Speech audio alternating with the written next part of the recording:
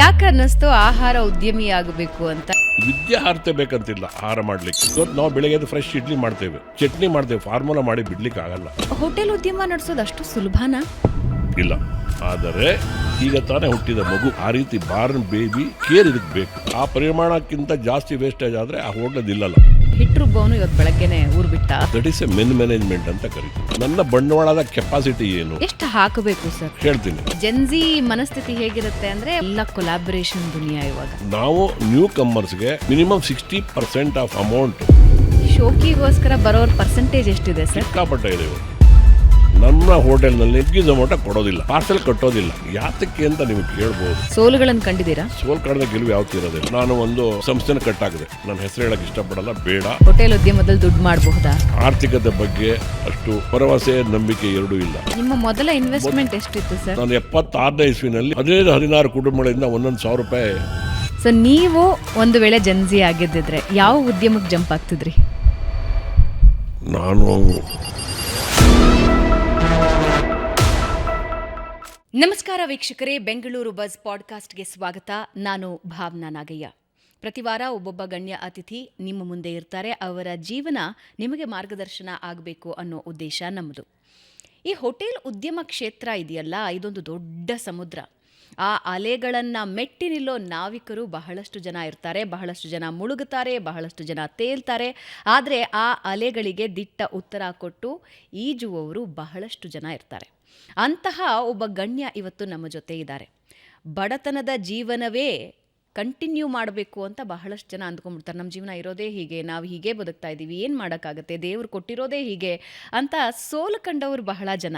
ಆದರೆ ಬಡತನನ ಮೆಟ್ಟಿ ನಿಂತು ಗೆಲುವು ಅಂದರೆ ಏನು ಅಂತ ತೋರಿಸ್ಕೊಳ್ಳೋ ಮಹನೀಯರು ಬಹಳಷ್ಟು ಜನ ಇರ್ತಾರೆ. ಹೋಟೆಲ್ ಉದ್ಯಮದಲ್ಲಿ ಹಲವರಿಗೆ ಮಾರ್ಗದರ್ಶಕರಾಗಿರುವ ಗೋಪಾಡಿ ಶ್ರೀನಿವಾಸರಾವ್ ಅವರು ನಮ್ಮ ಜೊತೆ ಇದ್ದಾರೆ. ಸರ್ ನಮಸ್ಕಾರ, ಕಾರ್ಯಕ್ರಮಕ್ಕೆ ಸ್ವಾಗತ. ನಮಸ್ಕಾರ. ಹೇಗಿದ್ದೀರಿ? ಚೆನ್ನಾಗಿದ್ದೇನೆ. ಹೋಟೆಲ್ ಉದ್ಯಮ ಅಂದ ತಕ್ಷಣ ನಿಮ್ಮ ಹೆಸರುಗಳು ಬರ್ತಾ ಹೋಗುತ್ತೆ. ನೀವಿಟ್ಟ ಹೆಸರುಗಳು, ನೀವು ಮುಂದಕ್ಕೆ ತಂದ ಉದ್ಯಮದ ಹೆಸರುಗಳು, ಮಯೂರ ಬೇಕ್ರಿಯಿಂದ ಹಿಡಿದು, ಕೆನೋಲಾ ಇಂದ ಹಿಡಿದು, ನಮ್ಮೂರ ಹೋಟೆಲಿಂದ ಹಿಡಿದು, ಐ ಥಿಂಕ್ ಲಿಸ್ಟ್ ಹೇಳ್ತಾ ಹೋದರೆ ಸಾಯಂಕಾಲ ಆಗ್ಬಿಡುತ್ತೆ ಅಂತ ಅನಿಸುತ್ತೆ. ಹೇಗಿದೆ ಸರ್ ಜೀವನ? ಜೀವನ ತುಂಬ ಚೆನ್ನಾಗಿದೆ. ನಾನು ಒಬ್ಬ ಹೋಟೆಲ್ ಉದ್ಯಮಿಗೆ ಪರಿಮಿತನಾಗದೆ ನಾನು ನನ್ನ ಜೀವನವನ್ನು ಒಬ್ಬ ಆಹಾರ ಉದ್ಯಮಿಯಾಗಿ ನಾನು ಮಾರ್ಪಾಟುಗೊಳಿಸ್ಕೊಂಡಿದ್ದೇನೆ. ನಾನೊಬ್ಬ ಆಹಾರ ಉದ್ಯಮಿ ಆಗಬೇಕು ಅಂತ. ಯಾತಕ್ಕೆ ಆಹಾರ ಉದ್ಯಮಿ ಆಗಬೇಕು ಅಂತ ಹೇಳಿದ್ರೆ, ವಿಭಿನ್ನವಾದ ಆಹಾರಗಳನ್ನು ಪರಿಚಯ ಮಾಡಿಸ್ಲಿಕ್ಕೆ ಬರೀ ಹೋಟೆಲ್ ಸೆಕ್ಟರ್ ಒಂದೇ ಆಗಿರಬಾರ್ದು. ಅದು ಬೇಕರಿ ಆಗಿರ್ಬೋದು, ಫಾಸ್ಟ್ ಫುಡ್ ಆಗಿರ್ಬೋದು, ಮತ್ತು ಜ್ಯೂಸ್ ಸೆಂಟರ್ಸ್ ಆಗಿರ್ಬೋದು, ಶುಗರ್ ಕೇನ್ ಜ್ಯೂಸ್ ಪಾರ್ಲರ್ಸ್ ಆಗಿರ್ಬೋದು. ಈ ಥರ ಹಲವಾರು ರೀತಿಯ ಆಹಾರಗಳನ್ನು ಪರಿಚಯಿಸಬೇಕು ಅನ್ನೋ ದೃಷ್ಟಿಯಿಂದ ನಾನೊಬ್ಬ ಆಹಾರ ಉದ್ಯಮಿಯಾಗಿ ಆಲೋಚನೆ ಮಾಡ್ತಾ ಬಂದೆ. ಯಾಕೆ ಅನ್ನಿಸ್ತು ಆಹಾರ ಉದ್ಯಮಿ ಆಗಬೇಕು ಅಂತ? ಯಾಕೆಂದರೆ ಇವಾಗ ಹೋಟೆಲ್ ಒಂದು ಮಾಡಿದವರಿಗೆ ಅವರ ಬಹಳ ದೊಡ್ಡ ಕನಸು ಏನಿರುತ್ತೆ ಅಂದರೆ, ಇನ್ನೊಂದು ಸ್ವಲ್ಪ ದೊಡ್ಡ ಹೋಟೆಲ್ ಮಾಡೋಣ, ಇನ್ನೊಂದು ಸ್ವಲ್ಪ ದೊಡ್ಡ ರೆಸ್ಟೋರೆಂಟ್ ಮಾಡೋಣ, ಬ್ರಾಂಚ್ಗಳನ್ನು ತೆಗೆಯೋಣ ಅಂತ. ಆದರೆ ಈ ಆಹಾರದಲ್ಲೇ ವಿವಿಧತೆಯನ್ನು ತರಬೇಕು, ಬೇರೆ ಬೇರೆ ರೀತಿಯ ಪರಿಚಯ ಮಾಡಬೇಕು. ಯಾಕೆ ಅನ್ನಿಸ್ತು ನಿಮಗೆ? ಅದಕ್ಕೆ ಮೂಲತಃ ನೀವು ಹೇಳ್ದಂಗೆ ನಾವೊಂದು ಬಡ ಕುಟುಂಬದಿಂದ ಬಂದಂಥವನು. ನನ್ನ 18ನೇ ವರ್ಷದಲ್ಲಿ ನಾನು ಒಬ್ಬ ಹೋಟೆಲಿಯರಾಗಿ ಈ ವೃತ್ತಿ ಜೀವನಕ್ಕೆ ಒಳಪಟ್ಟೆ. ಅದು ಶುರುವಾಗಿದ್ದು ಬಾಲ್ಯದಿಂದನೇ ನಿಮಗೆ? 18ನೇ ವರ್ಷದಲ್ಲಿ ನಾನು ಸ್ವಂತ ಕಾಲ ಮೇಲೆ ನಿಂತು ನಾನೊಂದು ಹೋಟೆಲನ್ನು ಶುರು ಮಾಡಿದೆ. 18ನೇ ವರ್ಷದಲ್ಲಿ ಏನಿತ್ತು ಸರ್ ತಲೆಯಲ್ಲಿ? ಅಂದರೆ ಶಾಲೆಯ ಸಂದರ್ಭದಲ್ಲೂ ಕೂಡ ನಿಮ್ಮ ಮನಸ್ಸು ಅದರ ಕಡೆ ಸೆಳೆತಾ ಇತ್ತು? ಏನಾಯಿತು ಅಂದರೆ, ನಾವು ಒಂದು ದೊಡ್ಡ ಕುಟುಂಬ, ನಮ್ಮದು 6 ಜನ ಮಕ್ಕಳು, ತಂದೆ ತಾಯಿ. ಹೀಗೆ ಆವತ್ತಿನ ದಿವಸಗಳಲ್ಲಿ ಸ್ವಲ್ಪ ಕಷ್ಟದ ದಿವಸಗಳು ಜಾಸ್ತಿ. ನನಗೆ ನಮ್ಮ ತಂದೆ ತಾಯಿಗಳು ವಿದ್ಯಾಭ್ಯಾಸ ಕೊಡೋಷ್ಟು ಶಕ್ತರಾಗಿದ್ದರು, ನನಗೂ ಕೊಟ್ಟಿದ್ದಾರೆ ಕೂಡ. ನನಗೇನಿಸ್ತಾ, ನಾನು ದೊಡ್ಡ ಮಗ ಮನೆಯಲ್ಲಿ, ಇನ್ನೂ 6 ಜನ ನಮ್ಮ ಮನೆಯಲ್ಲಿ, ನಮ್ಮ ಅಕ್ಕ ತಂಗಿಯರು, ಅಣ್ಣ ತಮ್ಮಂದರು ನಾವು. ಅವರಿಬ್ಬರೇ ತುಂಬ ಕಷ್ಟಪಡ್ತಾಯಿದ್ರು. ಅವರೇ ಸ್ವತಃ ತಿಂಡಿಗಳನ್ನು ಮಾಡಿ ಮಾರಾಟ ಮಾಡಿ, ಹಾಗೆ ಈ ಉದ್ಯಮದಲ್ಲಿ, ಆಹಾರ ಉದ್ಯಮದಲ್ಲಿ ಅವರು ಒಂದು ಸಣ್ಣ ಪ್ರಮಾಣದಲ್ಲಿ ಶುರು ಮಾಡಿದರು. ಆವಾಗ ನಾನು ಅವ್ರ ಕೈ ಜೋಡಿಸ್ಬೇಕು, ನಾನು ಒಂದು ಸ್ವಲ್ಪ ದೊಡ್ಡ ಮಟ್ಟದಲ್ಲಿ ಈ ಒಂದು ಉದ್ಯಮವನ್ನು ಬೆಳೆಸಬೇಕು ಅನ್ನೋ ಒಂದು ಕನಸನ್ನು ಹೊತ್ತು ನಾನು ಸ್ವಲ್ಪ ವಿದ್ಯೆಯನ್ನು ನಾನೇ ಬಲವಂತವಾಗಿ ಮೊಟಕುಗೊಳಿಸ್ಕೊಂಡು ನಾನು ಆಹಾರ ಉದ್ಯಮಕ್ಕೆ ಕಾಲಿಟ್ಟೆ. ಆಹಾರ ಉದ್ಯಮ ವೀಕ್ಷಕರೇ, ನಿಮ್ಮ ಅನ್ನೋದಕ್ಕಿಂತ ನಾನು ಗಮನದಲ್ಲಿ ಮೊದಲು ಆಹಾರ ಉದ್ಯಮಿ ಅಲ್ಲ, ಹೋಟೆಲ್ ಉದ್ಯಮಿ ಆಗಿ. ಓಕೆ, ನಿಮ್ಮ ಗಮನದಲ್ಲಿರಲಿ, ಬಾಲ್ಯದಲ್ಲಿಯೇ ಹೋಟೆಲ್ ಉದ್ಯಮದ ಬಗ್ಗೆ ಅತೀವ ಸೆಳೆತದಿಂದ ಶ್ರೀನಿವಾಸರಾವ್ ಅವರು ತಮ್ಮ ಎಜುಕೇಷನನ್ನು ಪಕ್ಕಕ್ಕಿಟ್ಟರು. ಇದಲ್ಲ ನನ್ನ ಮಾರ್ಗ ಅಂತ ಹೇಳಿ ಅಲ್ಲಿಂದ ಅವರು ಆಯ್ಕೆ ಮಾಡಿಕೊಂಡಿದ್ದು ಹೋಟೆಲ್ ಉದ್ಯಮ ಕ್ಷೇತ್ರ.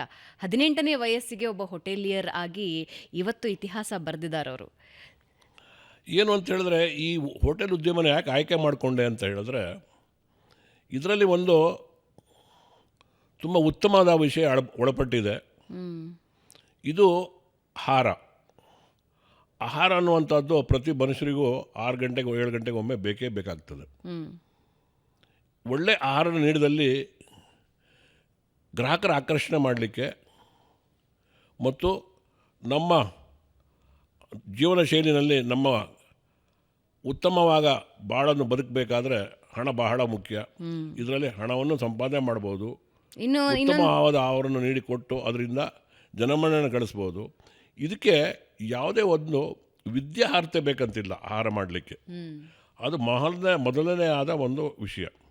ಎರಡನೇದಾಗಿ, ಬೇರೆ ಯಾವುದೇ ಒಂದು ಪದಾರ್ಥಗಳನ್ನು ನಾವು ತಯಾರು ಮಾಡಿದ್ರೆ ಅದು ಮಾರ್ಕೆಟಿಂಗ್ ಮಾಡಬೇಕಾದ್ರೆ ಅದಕ್ಕೆ ವ್ಯಯ ಮಾಡಬೇಕು, ತುಂಬ ಕಷ್ಟ ಇರ್ತದೆ, ಅದಕ್ಕೆ ಒಂದು ಇನ್ಫ್ರಾಸ್ಟ್ರಕ್ಚರ್ ಬೇಕು, ಅದಕ್ಕೆ ವರ್ಕಿಂಗ್ ಕ್ಯಾಪಿಟಲ್ ಬೇಕು. ಇದು ಆ ರೀತಿ ಅಲ್ಲ. ಒಂದು ದಿವಸದ ವ್ಯಾಪಾರಕ್ಕೆ ಬೇಕಾಗಿರೋಷ್ಟು ಕಿರಾಣ ಸಾಮಾನನ್ನು ತೊಗೊಂಬಂದರೆ ನಾಳೆ ಬೆಳಗ್ಗೆ ವ್ಯಾಪಾರ ಮಾಡಿ ಇಮಿಡಿಯೇಟಾಗಿ ಅದರದ್ದು ಪ್ರತಿಫಲವನ್ನು ಪಡೆದು ನಾವು ಯಾವುದೇ ಒಂದು ನಮ್ಮ ಕ್ಯಾಪಿಟಲ್ ಇಲ್ಲದೇ, ವರ್ಕಿಂಗ್ ಕ್ಯಾಪಿಟಲ್ ಇಲ್ಲದೇ ಒಂದು ಸಣ್ಣ ಮಟ್ಟದಿಂದ ಈ ಜೀವನವನ್ನು ಸಾಗಿಸಲಿಕ್ಕೆ ಬಹಳ ಉತ್ತಮವಾದಂಥ ಒಂದು ಸೆಕ್ಟರ್ ಯಾವುದು ಕೇಳಿದ್ರೆ ಈ ಫುಡ್ ಸೆಕ್ಟರ್. ಇದರಲ್ಲಿ ನೋಡಿ, ಬಾಕಿ ಯಾವುದೇ ಒಂದು ಸೆಕ್ಟರ್ಗೆ ಹೋದ್ರೂ ಇಮಿಡಿಯೇಟಾಗಿ ನಾವು ಅದರ ಪ್ರತಿಫಲ ಪಡೆಯಲಿಕ್ಕೆ ಸಾಧ್ಯವಾಗೋದಿಲ್ಲ. ಇದರಲ್ಲಿ ಕಷ್ಟಪಟ್ಟು ಮಾಡಿಕೊಂಡಾಗ ಇಮಿಡಿಯೇಟಾಗಿ ಪ್ರತಿಫಲ ಸಿಗ್ತದೆ. ಸಣ್ಣ ಸಣ್ಣ ಶಕ್ತಿ ಕೂಡ ಬದುಕಲಿಕ್ಕೆ ಒಂದು ಉತ್ತಮವಾದ ದಾರಿ ಕೊಡುವಂಥ ಒಂದು ಕ್ಷೇತ್ರ ಇದು. ಹೌದು, ಅಂದರೆ ಆಹಾರ ಉದ್ಯಮ ಹೆಂಗಿದೆ ಅಂತ ಹೇಳಿದ್ರೆ ಎಂದೂ ಸಾಯದ ಉದ್ಯಮ ಅಂತ ಹೇಳ್ತಾರೆ. ಯಾಕಂದರೆ ಮನುಷ್ಯನಿಗೆ ಊಟಕ್ಕೆ ಅಂತ ಖಂಡಿತ ಹಸುವಾಗತ್ತೆ, ಖಂಡಿತ ಒಂದು ಹೋಟೆಲ್ಗೆ ಹೋಗಬೇಕು ಅನಿಸುತ್ತೆ, ತಿಂಡಿ ತಿನ್ನಬೇಕು ಅನಿಸುತ್ತೆ, ಹಬ್ಬ ಹರಿದಿನಗಳಲ್ಲಿ ಮನೆಯವ್ರನ್ನ ಕರ್ಕೊಂಡು ಹೋಗಬೇಕು ಅನಿಸುತ್ತೆ. ಇತ್ತೀಚಿನ ದಿನಗಳಲ್ಲಿ ಹೇಗಾಗಿದೆ ಅಂದರೆ, ಸ್ಪೆಷಲಿ ಬೆಂಗಳೂರಿನಂತಹ ನಗರಗಳಲ್ಲಿ ಭಾನುವಾರದೊತ್ತು ಮನೆಯಲ್ಲಿ ಒಲೆ ಹಚ್ಚೋದೇ ಕಮ್ಮಿ ಆಗಿಬಿಡಿದೆ. ಇವತ್ತು ನಾ ಈ ಹಿಂದೆ ಹೇಳಿದಾಗೆ ಪ್ರತಿ ಮನುಷ್ಯನಿಗೂ ಉಸಿರಿರೋ ತನಕ ಆಹಾರ ಬೇಕೇ ಬೇಕು. ಹೌದು, ಬಾಕಿ ಯಾವುದಿಲ್ಲ ಅಂದರೂ ಕೂಡ ತಡ್ಕೊಬಲ್ಲವು.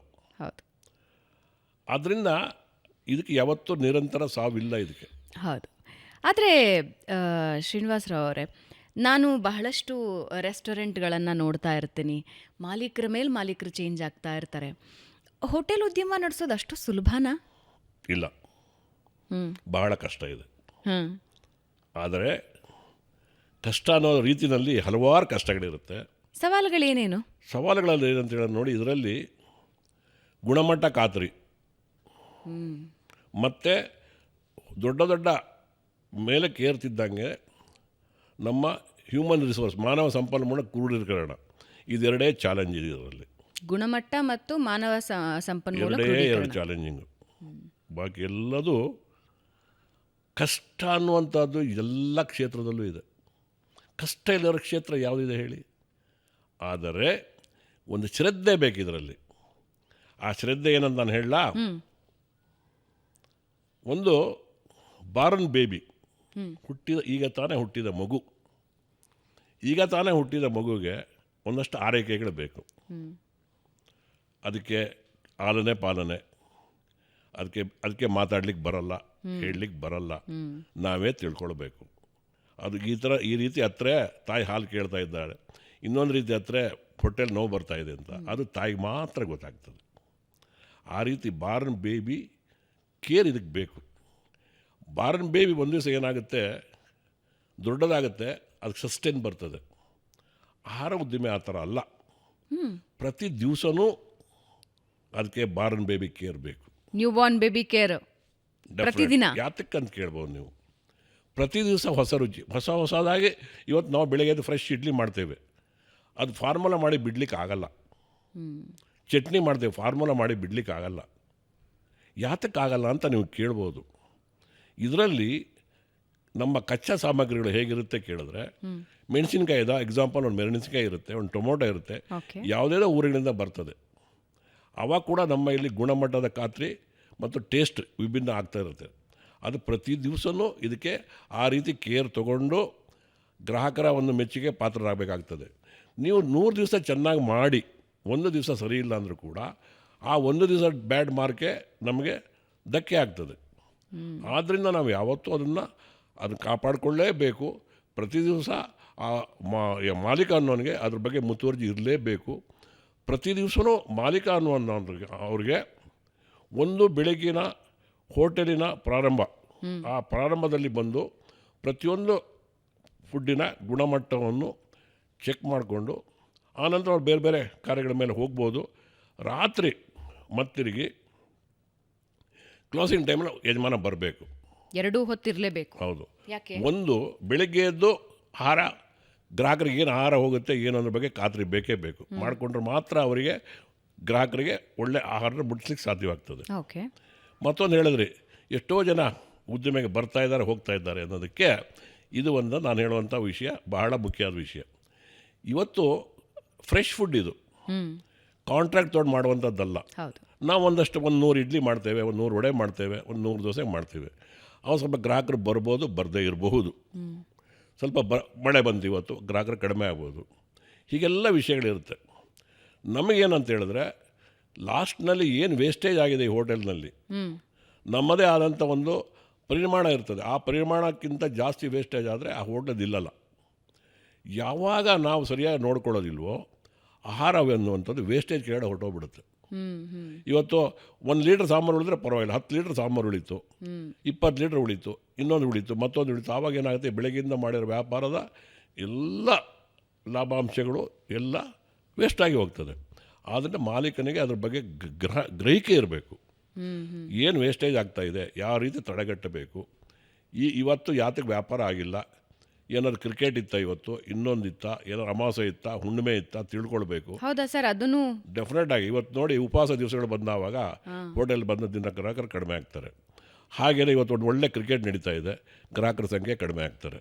ಇನ್ನೊಂದು ವಿಷಯ ಬರುತ್ತೆ, ಮುಹೂರ್ತಗಳಿರುತ್ತೆ. ಭರ್ಜರಿ ಊಟ ಮಾಡಿ ಬರ್ತಾರೆ, ಹೋಟ್ಲಿಗೆ ಅವತ್ತು ಬರೋದಿಲ್ಲ, ಸಮಾರಂಭಗಳಿಗೆ ಹೋದಾಗ. ಇಂಥ ಎಷ್ಟೋ ವಿಷಯಗಳಿರುತ್ತೆ. ಇದೆಲ್ಲ ಎಕ್ಸ್ಟರ್ನಲ್ ಫ್ಯಾಕ್ಟರ್ಸ್. ಹೌದು. ಇದರಲ್ಲಿ ತಿಳ್ಕೊಂಡಾಗ ವೇಸ್ಟೇಜನ್ನು ಕಡಿಮೆ ಮಾಡ್ಬೋದು, ಲಾಸನ್ನು ಕಡಿಮೆ ಮಾಡ್ಕೊಳ್ಬೋದು. ಸೊ ನಮಗೆ ಯೂಶಲಿ ಏನನ್ಸುತ್ತೆ ಅಂತ ಹೇಳಿದ್ರೆ, ಪ್ರತಿದಿನ ಎದೊಳ್ತಾರೆ ಇವರು, ಅಡುಗೆ ಮಾಡ್ತಾರೆ, ರೆಡಿ ಇಡ್ತಾರೆ ಅಂತ. ಈ ಎಷ್ಟು ವಿಷಯಗಳನ್ನು ತಿಳ್ಕೊಬೇಕು. ಆವತ್ತಿನ ದಿನ ಏನಿರುತ್ತೆ, ಹೆಂಗೆ ವರ್ಕ್ ಆಗುತ್ತೆ, ಎಲ್ಲದ್ರ ಬಗ್ಗೆನೂ ತಲೆ ಕೆಡಿಸ್ಕೋಬೇಕು. ನಿಜವಾಗ್ಲೂ. ಸರ್, ಒಂದು ಉದಾಹರಣೆ ಕೊಡ್ತೀನಿ ನಿಮಗೆ. ನನ್ನ ಅತ್ಯಂತ ಆಪ್ತ ಸ್ನೇಹಿತರೊಬ್ಬರು ಒಂದು ದರ್ಶಿನಿ ಓಪನ್ ಮಾಡೋದಕ್ಕೆ ಅಂತ ಮಾಡಿದ್ದಾರೆ. ಅದರ ಓಪನಿಂಗ್ ಡೇ ದಿನ ನಾನೊಂಚೂರು ಬೇಗನೆ ಹೋಗಿದ್ದೆ. ಅವ್ರ ಜೊತೆ ಹಿಂಗೆ ಕೂತು ಮಾತಾಡೋವಾಗ ಹೇಳಿದ್ರು, ಹಿಟ್ಟು ರುಬ್ಬವನು ಇವತ್ತು ಬೆಳಗ್ಗೆನೆ ಊರು ಬಿಟ್ಟ ಅಂತ. ಸೊ ಈ ಹ್ಯೂಮನ್ ರಿಸೋರ್ಸ್ ಇದೆಯಲ್ಲ, ಇದನ್ನು ಕಂಟ್ರೋಲ್ ಮಾಡೋದು ಬಹಳ ಕಷ್ಟ ಸರ್. ಇವತ್ತು ರಾತ್ರಿ ಮಲಗಿದ್ದ ಹುಡುಗ, ಅಂದರೆ ಕೆಲಸಕ್ಕೆ ಬಂದ ಹುಡುಗ, ನಾಳೆ ಬೆಳಗ್ಗೆ ಇರ್ತಾನೆ ಅನ್ನೋದ್ರ ಬಗ್ಗೆ ಖಾತ್ರಿ ಇಲ್ಲ. ಇದೇನಂತ ಹೇಳಿದ್ರೆ, that is A men management ಅಂತ ಕರಿತೀವಿ. Men management also one of the art. ಕಲೆ ಕಲೆ. ಅದು ಎಲ್ಲೇ ಈ ಪ್ರಪಂಚದಲ್ಲಿ ಇಲ್ಲೇ ಆಗಿರೋ ಒಂದು ಮೆನ್ ಮ್ಯಾನೇಜ್ಮೆಂಟ್ ಅನ್ನುವಂಥದ್ದು, ಮಾನವ ಸಂಪನ್ಮೂಲ ಅನ್ನುವಂಥದ್ದು ತುಂಬ ಅದೊಂದು ಕಲೆಗೆ ಸಂಬಂಧಪಟ್ಟಂಥ ವಿಚಾರ. ಯಾತಕ್ಕಂತ ಇದನ್ನು ಯಾರಿಗೂ ಭಯಪಡಿಸಿನೋ, ಇನ್ನೊಂದು ಮಾಡಿನೋ, ಹಣದ ಆಮಿಷ ತೋರಿಸಿನೋ ಇದನ್ನು ಮಾಡಿಸ್ಕೊಳ್ಳಿಕ್ಕೆ ಸಾಧ್ಯ ಇಲ್ಲದ ವಿಚಾರ. ಮತ್ತೊಂದು, ಉದ್ದಿಮೆದಾರನಿಗೆ ಒಂದಷ್ಟು ಅದ್ರ ಬಗ್ಗೆ ನಾಲೆಡ್ಜ್ ಇರಬೇಕಾಗ್ತದೆ. ಇವತ್ತು ಒಬ್ಬ ಬಂದಿಲ್ಲ ಅಂದರೂ ಕೂಡ ಸಬ್ಸ್ಟಿಟ್ಯೂಟಾಗಿ ಇನ್ನೊಬ್ಬನ ಹತ್ರ ಮಾಡಿಸುವಂಥ ಒಂದು ಕಲೆ ಅವರಲ್ಲಿ ಇರಬೇಕಾಗ್ತದೆ. ಬೇರೆ ಕಡೆಯಿಂದ ಕರೆಸೋದಕ್ಕಿಂತನೂ ಅಲ್ಲಿರೋ ಟೀಮ್ನಲ್ಲೇ ಇನ್ನೊಬ್ಬರ ಹತ್ರ ಮಾಡಿಸ್ಕೊಳ್ಳೋದು, ಸ್ವಲ್ಪ ಸಪೋರ್ಟ್ ಮಾಡೋದು, ಈ ಥರದ್ದೆಲ್ಲ ಮಾಡಿಸ್ಕೋಬೇಕಾಗುತ್ತೆ. ಈ ಹ್ಯೂಮನ್ ರಿಸೋರ್ಸ್ ಮ್ಯಾನೇಜ್ಮೆಂಟ್ ಅನ್ನೋದೇ ಅದೊಂದು ಸಬ್ಜೆಕ್ಟ್ ಅದು. ಆದ್ದರಿಂದ ಅದ್ರ ಬಗ್ಗೆ ಚೆನ್ನಾಗಿ ಅವರಿಗೆ ಅದ್ರ ಬಗ್ಗೆ ಒಂದು ಅರಿವು ಇರಬೇಕಾಗ್ತದೆ. ಅದ್ರ ಬಗ್ಗೆ ಗಮನನೂ ಜಾಸ್ತಿ ಕೊಡಲೇಬೇಕಾಗ್ತದೆ. ಈ ಥರದ್ದೆಲ್ಲ ನಡೀತಾ ಇರುತ್ತೆ. ಇದನ್ನೆಲ್ಲದನ್ನೂ ಮೆಟ್ಟಿ ನಿಂತ ನಂತರನೇ ಈ ಉದ್ಯಮದಲ್ಲಿ ಸಕ್ಸಸ್ ಆಗಲಿಕ್ಕೆ ಸಾಧ್ಯವಿದೆ. ಹಾಗಾದರೆ ಒಂದು ಪ್ರಶ್ನೆ ಕೇಳ್ತೀನಿ ಸರ್. ಇವತ್ತು ಸೋಷಿಯಲ್ ಮೀಡಿಯಾ ಎರಾದಲ್ಲಿ ಹೆಂಗಿದೆ ಅಂತ ಹೇಳಿದ್ರೆ, ಒಂದು ರೀಲ್ಸ್ ನೋಡಿ ನಾನೊಬ್ಬ ಉದ್ಯಮಿ ಆಗ್ಬಿಡ್ತೀನಿ ಅಂತ ಡಿಸೈಡ್ ಮಾಡ್ತಾರೆ, ಅಥವಾ ಯಾವುದೋ ಒಂದು ಸ್ಟೋರಿ ನೋಡಿ ನಾನು ಒಬ್ಬ ಉದ್ಯಮಿ ಆಗ್ಬಿಡ್ತೀನಿ, ನಾಳೆ ಬೆಳಗ್ಗೆಯಿಂದ ನಾನು ಕೆಲಸಕ್ಕೆ ರಾಜೀನಾಮೆ ಕೊಡ್ತೀನಿ, ನಾನು ಅಡುಗೆ ರೆಡಿ ಮಾಡಿ ಸೇಲ್ ಮಾಡೋದಕ್ಕೆ ಶುರು ಮಾಡ್ತೀನಿ ಅಂತ. ಅದನ್ನು ಹೆಂಗೆ ನೋಡ್ತೀರಾ? ಹೆಂಗೆ ಸಾಧ್ಯ ಅದು? ಇವಾಗ ಒಬ್ಬ ಈ ರೀತಿಯ ಉದ್ಯಮಕ್ಕೆ ಎಂಟ್ರಿ ಆಗಬೇಕು ಅಂದರೆ ಏನೇನು ಕ್ವಾಲಿಫಿಕೇಷನ್ ಇರಬೇಕು? ನಾನು ಹೇಳೋದಲ್ಲ, ಫಸ್ಟ್ ಇಷ್ಟಕ್ಕೆ ಮುಂಚೆ ಹೇಳ್ದಂಗೆ ಬಾರ್ನ್ ಬೇಬಿ ಕೇರ್ ತಗೊಳ್ಳೋ ಪೇಷನ್ಸ್ ಅವರಲ್ಲಿ ಇರಬೇಕು. ಪೇಷನ್ಸ್, ಸಹನೆ ಇರಬೇಕು. ಹೌದು. ಎರಡನೇದಾಗಿ ಆ ಒಂದು ಸೆಕ್ಟರ್, ಇವತ್ತು ಒಂದು ಫಾಸ್ಟ್ ಫುಡ್ ಸೆಕ್ಟರ್ ಬರ್ತಾರೆ ಅಂತ ಇಟ್ಕೊಳ್ಳಿ, ಅದ್ರ ಬಗ್ಗೆ ಸರಿಯಾದ ಮಾಹಿತಿನ ಕಲೆಕ್ಟ್ ಮಾಡ್ಕೋಬೇಕು. ಅದ್ರ ಬಗ್ಗೆ ಅರಿವಿರಬೇಕು. ಹೆಂಗೆ ಸರ್ ಮಾಹಿತಿ ಕಲೆಕ್ಟ್ ಮಾಡೋದು? ಅಂದರೆ ವ್ಯಕ್ತಿಗಳನ್ನ ಭೇಟಿ ಆಗಬೇಕಾ, ರಿಸರ್ಚ್ ಮಾಡಬೇಕಾ? ಒಂದು ಹೇಳ್ತೀನಿ, ಮಾಹಿತಿ ಅಂದರೆ ಅದರಲ್ಲಿ ಹಲವಾರು ರೀತಿ ಬರ್ತದೆ. ಇವತ್ತು ಒಂದು ಲೊಕೇಶನ್ ಇರುತ್ತೆ ಅಂತ ಇಟ್ಕೊಳ್ಳಿ, ಆ ಲೊಕೇಶನಲ್ಲಿ ನೀವು ಒಂದು ಹೋಟ್ಲು ಮಾಡಬೇಕಾದ್ರೆ ಆ ಹೋಟೆಲ್ಗೆ 2-3 ಕಿಲೋಮೀಟರ್ ರೇಡಿಯಸ್ನವ್ರು ಮಾತ್ರ ಬರ್ತಾರೆ.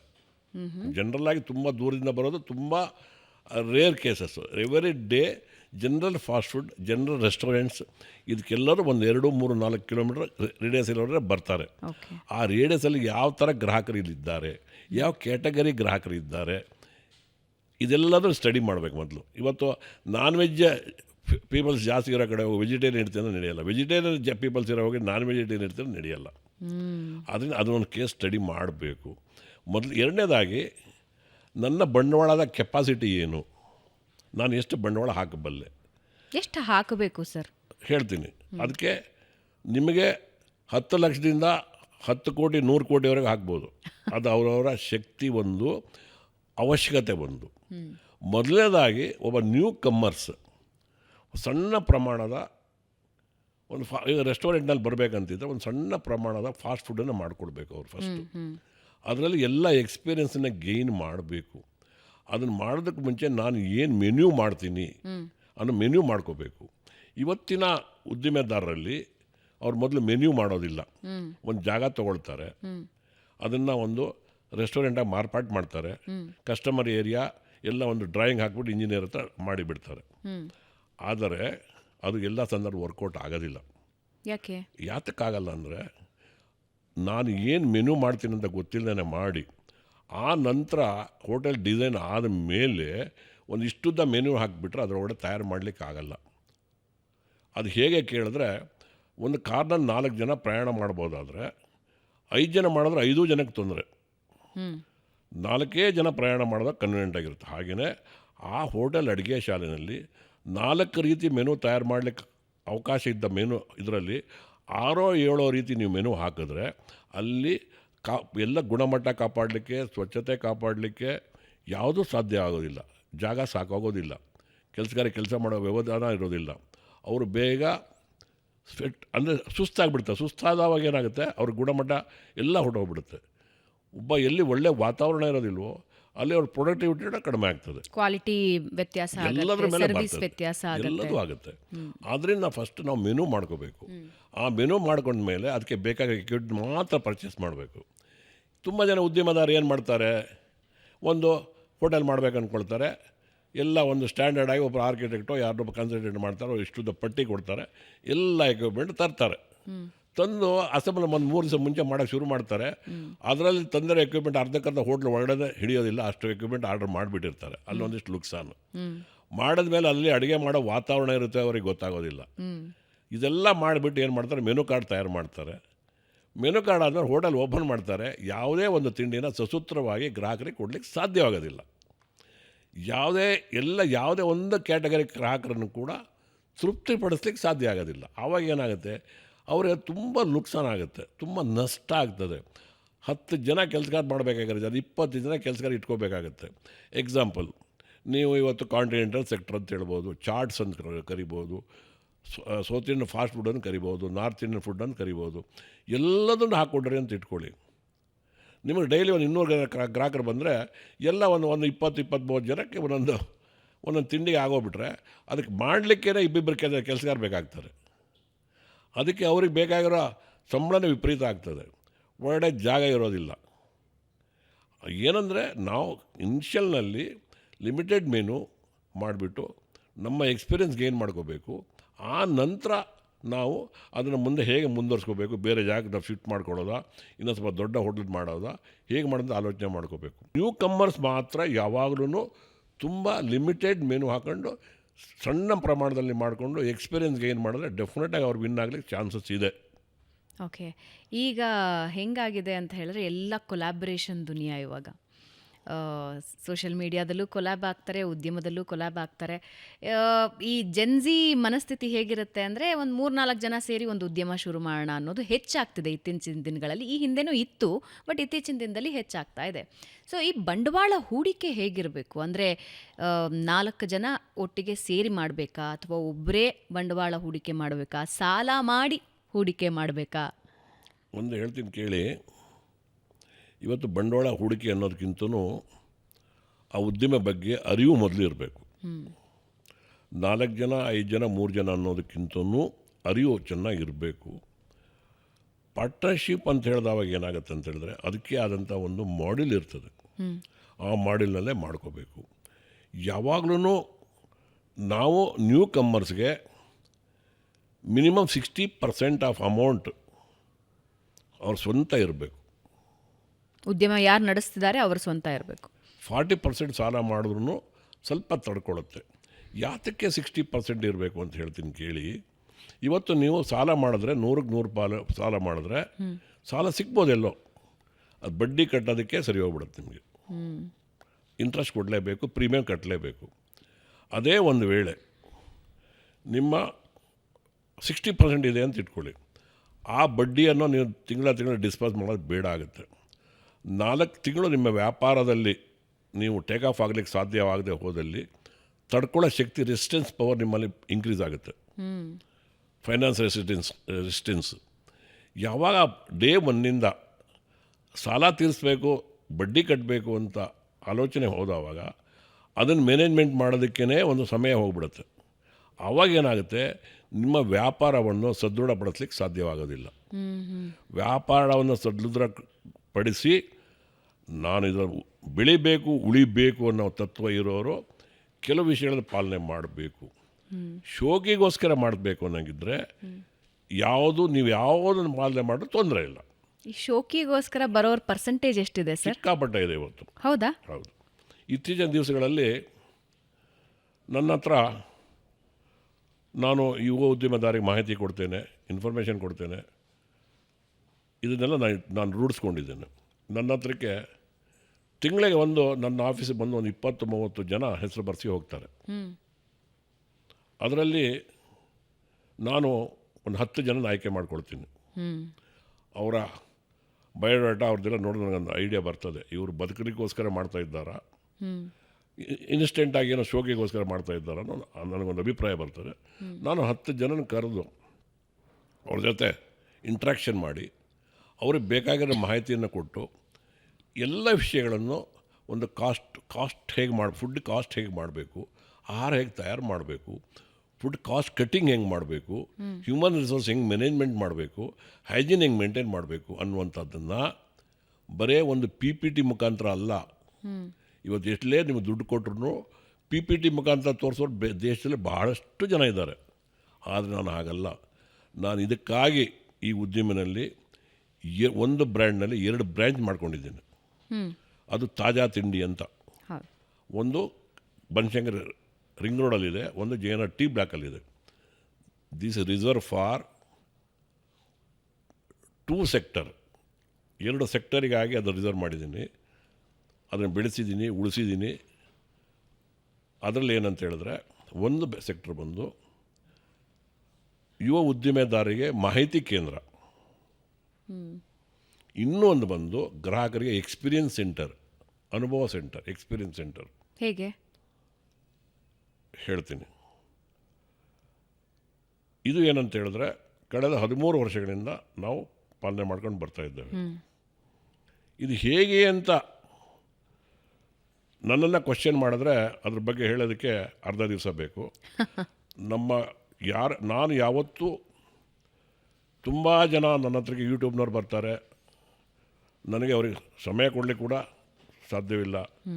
ಎಲ್ಲೋ ಆಗೊಮ್ಮೆ ಈಗೊಮ್ಮೆ ಕೊಡ್ತೀನಿ. ಮತ್ತು ಅವರೇ ಬಂದು ಬ್ಲಾಗರ್ಸು ಮಾಡಿ ಬೇಕಾದಷ್ಟು ಸೋಷಿಯಲ್ ಮೀಡಿಯಾದಲ್ಲಿ ಹಾಕಿರುವಂಥದ್ದು ವಿಚಾರಗಳಿದೆ.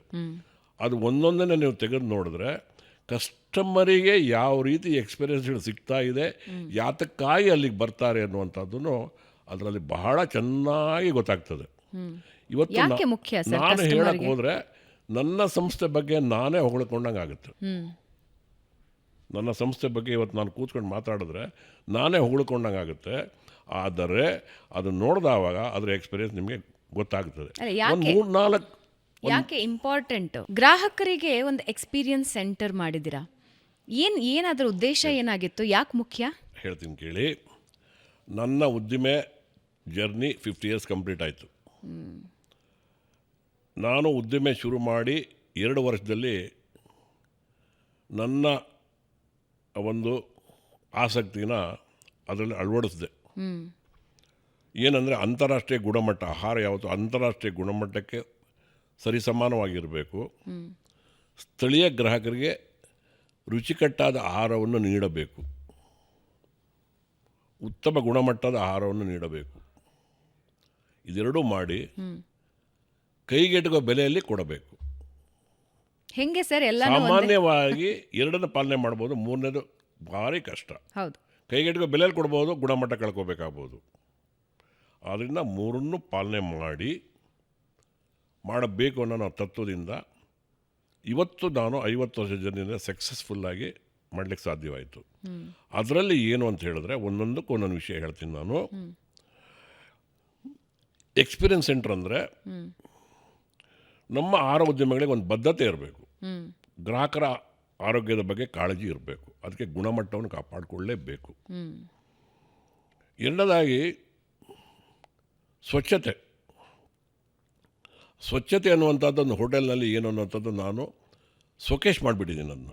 ನಮ್ಮ ಹೋಟ್ಲಿಗೆ ಬಂದು ಅದನ್ನು ಶೋಕೇಶ್ನಲ್ಲಿ ನೋಡ್ಬೋದು ಥರ ಬೇಕಾದರೆ ತಾಜಾ ತಿಂಡಿನಲ್ಲಿ. 3ನೇದಾಗಿ ಕೈಗೆಟುಕೋ ಬೆಲೆ. ಇದೆರಡನ್ನೂ ಮಾಡಿದೆ ಅಂತ ಇಟ್ಕೊಳ್ಳಿ. ನಾನು ಸಾಮಾನ್ಯ ಗ್ರಾಹಕರು ರೀಚ್ ಆಗಬೇಕು ಅನ್ನೋ ನನ್ನ ಒಂದು ಉದ್ದೇಶ.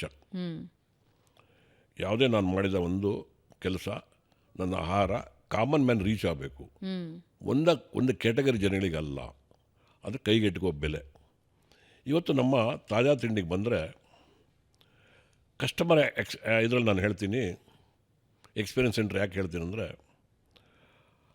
ಇವತ್ತಿಗೂ ನಮ್ಮ ಬೆಂಗಳೂರಿನ ಮಹಾನಗರದಲ್ಲಿ good quality idli 13 rupees each, 13 rupees vada, 13 rupees coffee, 35 rupees masala dosa with ghee. ಈ ಒಂದು ಪ್ರೈಸ್ನಲ್ಲಿ ನಾವು ಗ್ರಾಹಕರಿಗೆ ಸೇವೆ ಕೊಡ್ತೇವೆ. ಜೊತೆಯಲ್ಲಿ ಹೈಜೀನ್ ಮೇಂಟೈನ್ ಮಾಡ್ತೇವೆ.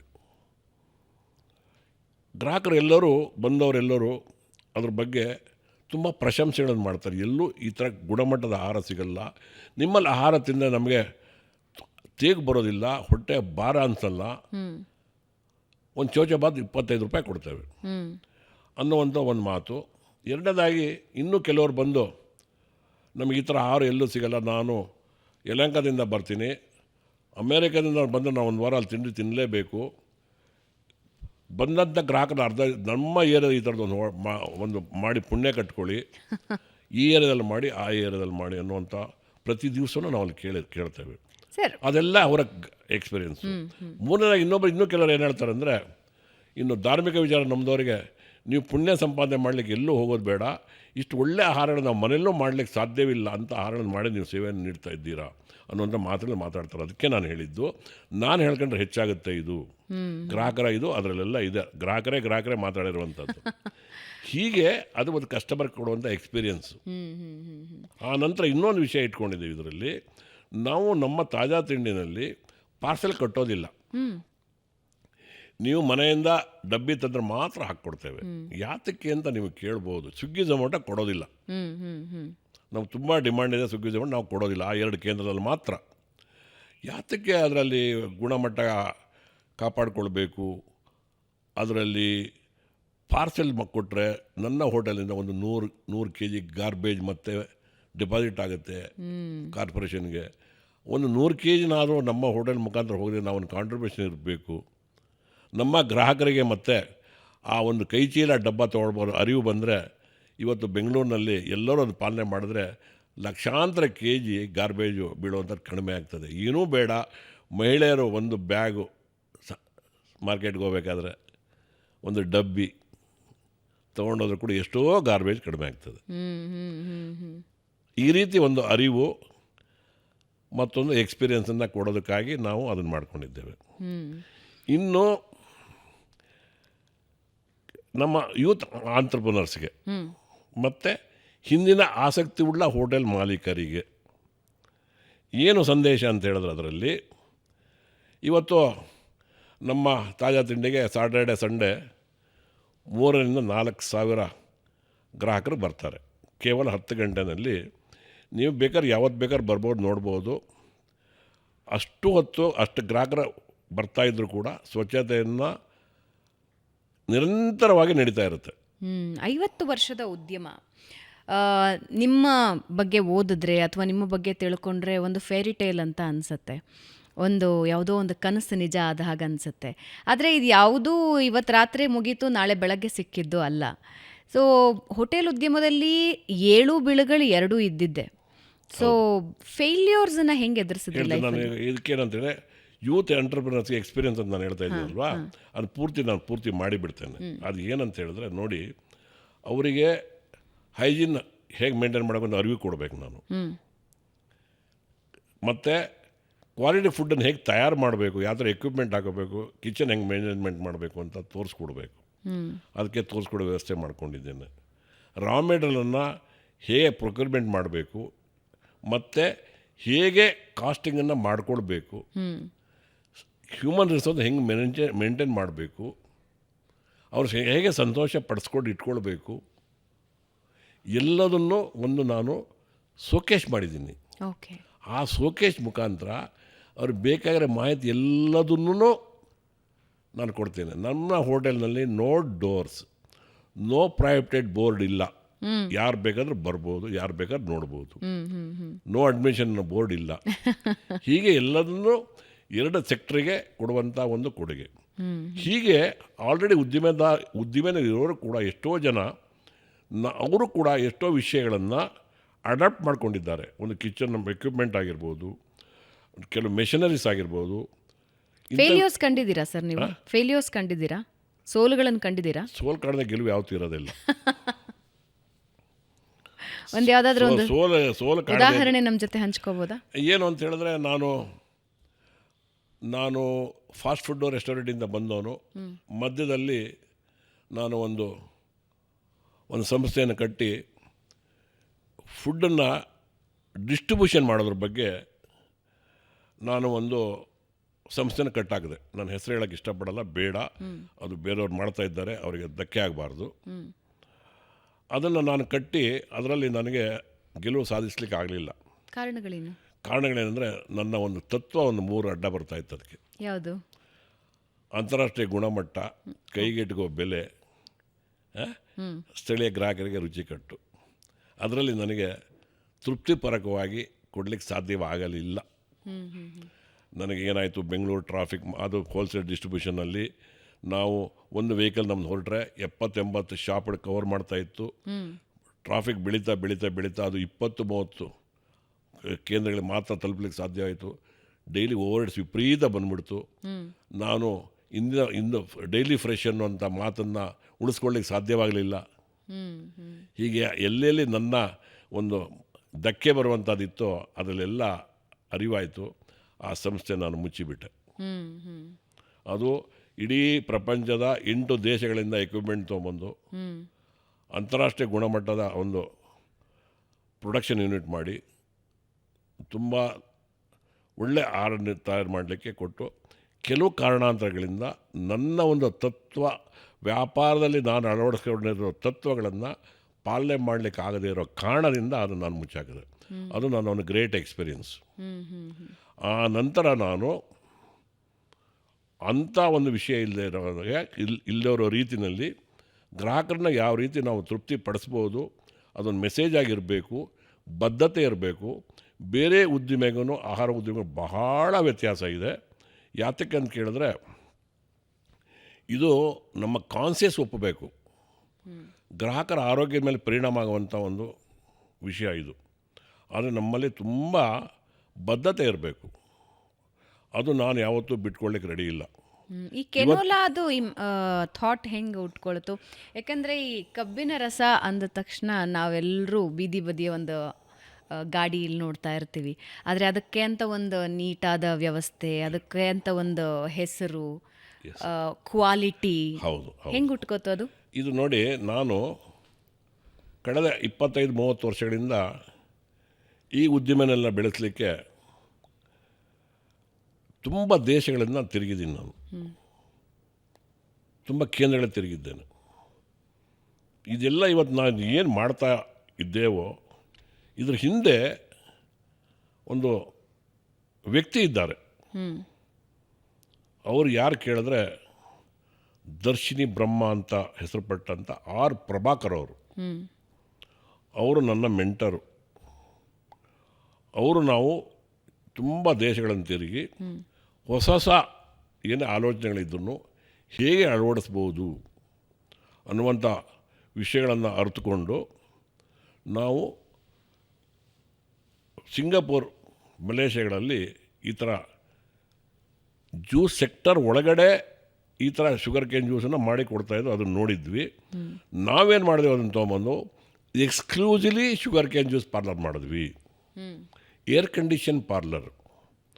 ಶುಗರ್ ಕೇನನ್ನು ತೊಗೊಂಬಂದು ಕ್ಲೀನ್ ಮಾಡಿ ಸ್ಲೀವ್ಸ್ ಮಾಡಿ ಶುಗರ್ ಕೇನನ್ನು ಕಟ್ ಮಾಡಿ ರೆಫ್ರಿಜರೇಟರಲ್ಲಿ ಇಟ್ಟು ಅದನ್ನು ಅರೆದು ನಂತರ ಅವರಿಗೆ ಐಸ್ ಬೇಕಾದರೆ ಹ್ಯೂಮನ್ ಕನ್ಸಂಪ್ಷನ್ ಐಸನ್ನು ತಯಾರು ಮಾಡಿ ಕ್ಯೂಬ್ ಐಸನ್ನು ತಯಾರು ಮಾಡಿ ಬಕೆಟಲ್ಲಿ ಇಡ್ತಾಯಿದ್ವಿ.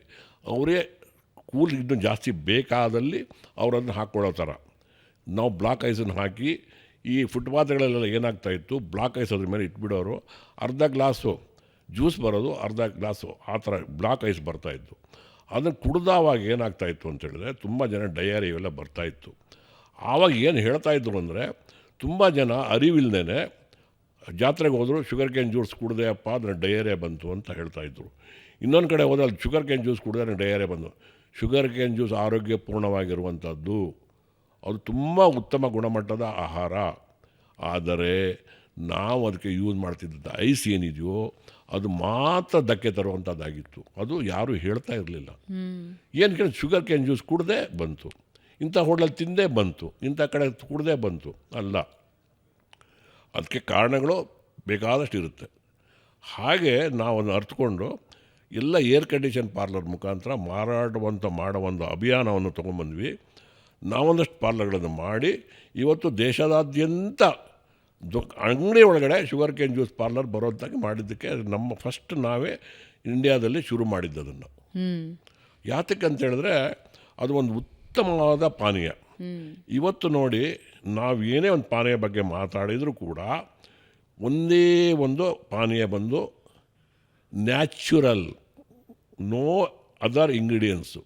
ಬೇರೆ ಒಂದು ಜ್ಯೂಸ್ ತೊಗೊಂಡ್ರೂ ಕೂಡ ನೀವು ಅದಕ್ಕೆ ಒಂದು ಸ್ವಲ್ಪ ಸಕ್ಕರೆ ಹಾಕ್ಕೊಳ್ತೀರ, ಅಲ್ಲಿ ಕೂಡ ಮತ್ತೆ ಅದು ಕೆಮಿಕಲ್ ಆಯಿತು. ಏನೂ ಹಾಕದೇ ನಿಮ್ಮ ಕಾಲ ಅಂದರೆ ಋತುಗಳಿಗೆ ತಕ್ಕಂತೆ ಶುಂಠಿ ಆಗಿರ್ಬೋದು, ಬೆಳ್ಳುಳ್ಳಿ ಆಗಿರ್ಬೋದು, ನಿಂಬೆಹಣ್ಣು ಆಗಿರ್ಬೋದು, ಆಯಾ ಋತುಗಳಿಗೆ ತಕ್ಕಂತೆ ಅದಕ್ಕೆ ಮಿಶ್ರಣ ಮಾಡಿಕೊಂಡು ಕುಡಿಲಿಕ್ಕೆ ಯೋಗ್ಯ ಆಗಿರೋಂಥ ಪಾನೀಯ ಒಂದೇ ಒಂದು ಶುಗರ್ ಕೇನ್ ಜ್ಯೂಸ್. ಅದು ಬಹಳ ಅದ್ಭುತವಾದ ಐಡಿಯಾ ಸರ್. ಇತ್ತೀಚಿನ ದಿನಗಳಲ್ಲಿ ವಿದೇಶಕ್ಕೆಲ್ಲಾದರೂ ಹೋದಾಗ ಇಂಥದ್ದೊಂದು ಐಡಿಯಾ ಬಹಳ ಚೆನ್ನಾಗಿದೆ ಅಂತ ಯಾವುದಾದ್ರೂ ಅನಿಸಿದ್ಯಾ? ನೋಡಿ ಮೇಡಮ್, ನನ್ನ ಸ್ಟಡಿ ಏನಂತ ಹೇಳಿದ್ರೆ ನಮ್ಮ ಆಹಾರಗಳನ್ನು ಆಧುನೀಕರಣಗೊಳಿಸ್ಲಿಕ್ಕೆ ಇನ್ನೂ ಸ್ವಲ್ಪ ಅದಕ್ಕೆ ಬೇಕಾಗಿರೋ ಎಕ್ವಿಪ್ಮೆಂಟ್ಗಳು, ಮೆಷಿನ್ಗಳು ಎಲ್ಲೆಲ್ಲಿ ತಯಾರಾಗುತ್ತೆ. ಇವತ್ತು ನಾನು ಇಡ್ಲಿಗೆ ಸಬ್ಸ್ಟಿಟ್ಯೂಟ್ ಹುಡ್ಕಕ್ಕೆ ಹೋಗಲ್ಲ. ನಾನು ಇಡ್ಲಿಯೇ ಇರಬೇಕು ನನಗೆ. ಯಾತಕ್ಕಂದರೆ ಇಡೀ ಪ್ರಪಂಚದಲ್ಲಿ ಇಡ್ಲಿ ಅನ್ನುವಂಥದ್ದು ಆರೋಗ್ಯಪೂರ್ಣವಾದ ಇಡ್ಲಿ ಯಾತಕ್ಕೆ ಅಂತ ನೀವು ಕೇಳಬಹುದು. ಅದರಲ್ಲಿ ಇಂಗ್ರೀಡಿಯೆಂಟ್ಸು ಭೂಮಿಯಿಂದ ಬೆಳೆದಂಥ ಇಂಗ್ರೀಡಿಯೆಂಟ್ಸ್ ಮಾತ್ರ ಇದೆ. ಅದರಲ್ಲಿ ಚಟ್ನಿನಲ್ಲಿ ಕೂಡ ಅಷ್ಟೇ, ಯಾವುದೇ ತಯಾರು ಮಾಡಿದಂಥ ಇಂಗ್ರೀಡಿಯೆಂಟ್ಸ್ ಯಾವುದೂ ಇಲ್ಲ, ಆರ್ಟಿಫಿಷಿಯಲ್ ಇಂಗ್ರೀಡಿಯೆಂಟ್ಸ್ ಯಾವುದೂ ಅದರಲ್ಲಿ ಇರೋದಿಲ್ಲ. ಅಂಥ ಒಂದು ಇದು 240 ಡಿಗ್ರಿ ಟೆಂಪ್ರೇಚರ್ನಲ್ಲಿ ಬಾಯ್ಲ್ ಆಗುತ್ತೆ. Zero bacteria, zero adulteration food ಏನಾದ್ರು ಪ್ರಪಂಚದಲ್ಲಿದೆ ಅಂದರೆ ಇಡ್ಲಿ ಒಂದೇ. ಸಬ್ಸ್ಟಿಟ್ಯೂಟ್ ನಿಮಗೆ ಇಡೀ ಪ್ರಪಂಚದಲ್ಲಿ ಯಾವುದೇ ಆಹಾರ ಇಲ್ಲ ಅಂತ ನಾನು ಬೇಕಾದ್ರೆ ಘಂಟಾಘೋಷವಾಗಿ ಹೇಳ್ತೀನಿ. ನೀವು ಬೇಕಾದ್ರೆ ನೋಡಿ. ಬೇಕಾದರೆ ನಮ್ಮ ಆಹಾರಗಳು ಮಾರ್ಕೆಟಿಂಗ್ ಮಾಡಿದ್ರೆ ಅದಕ್ಕೆ ಎಷ್ಟು ಡಿಮಾಂಡ್ ಇದೆ ಅಂದರೆ ಇಡೀ ಪ್ರಪಂಚದಲ್ಲಿ ಅದು ಅಂಗೀಕಾರ ಆಗುವಂಥ ಆಹಾರ.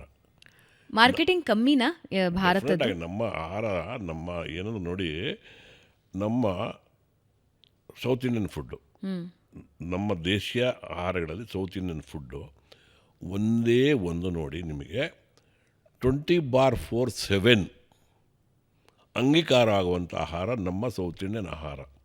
ಅದು ನೀವು ಹೇಗೆ ಅಂತ ಕೇಳ್ಬೋದು. ನೋಡಿ, ಒಂದು ಇಡ್ಲಿ ಇದೆ, ದೋಸೆ ಇದೆ.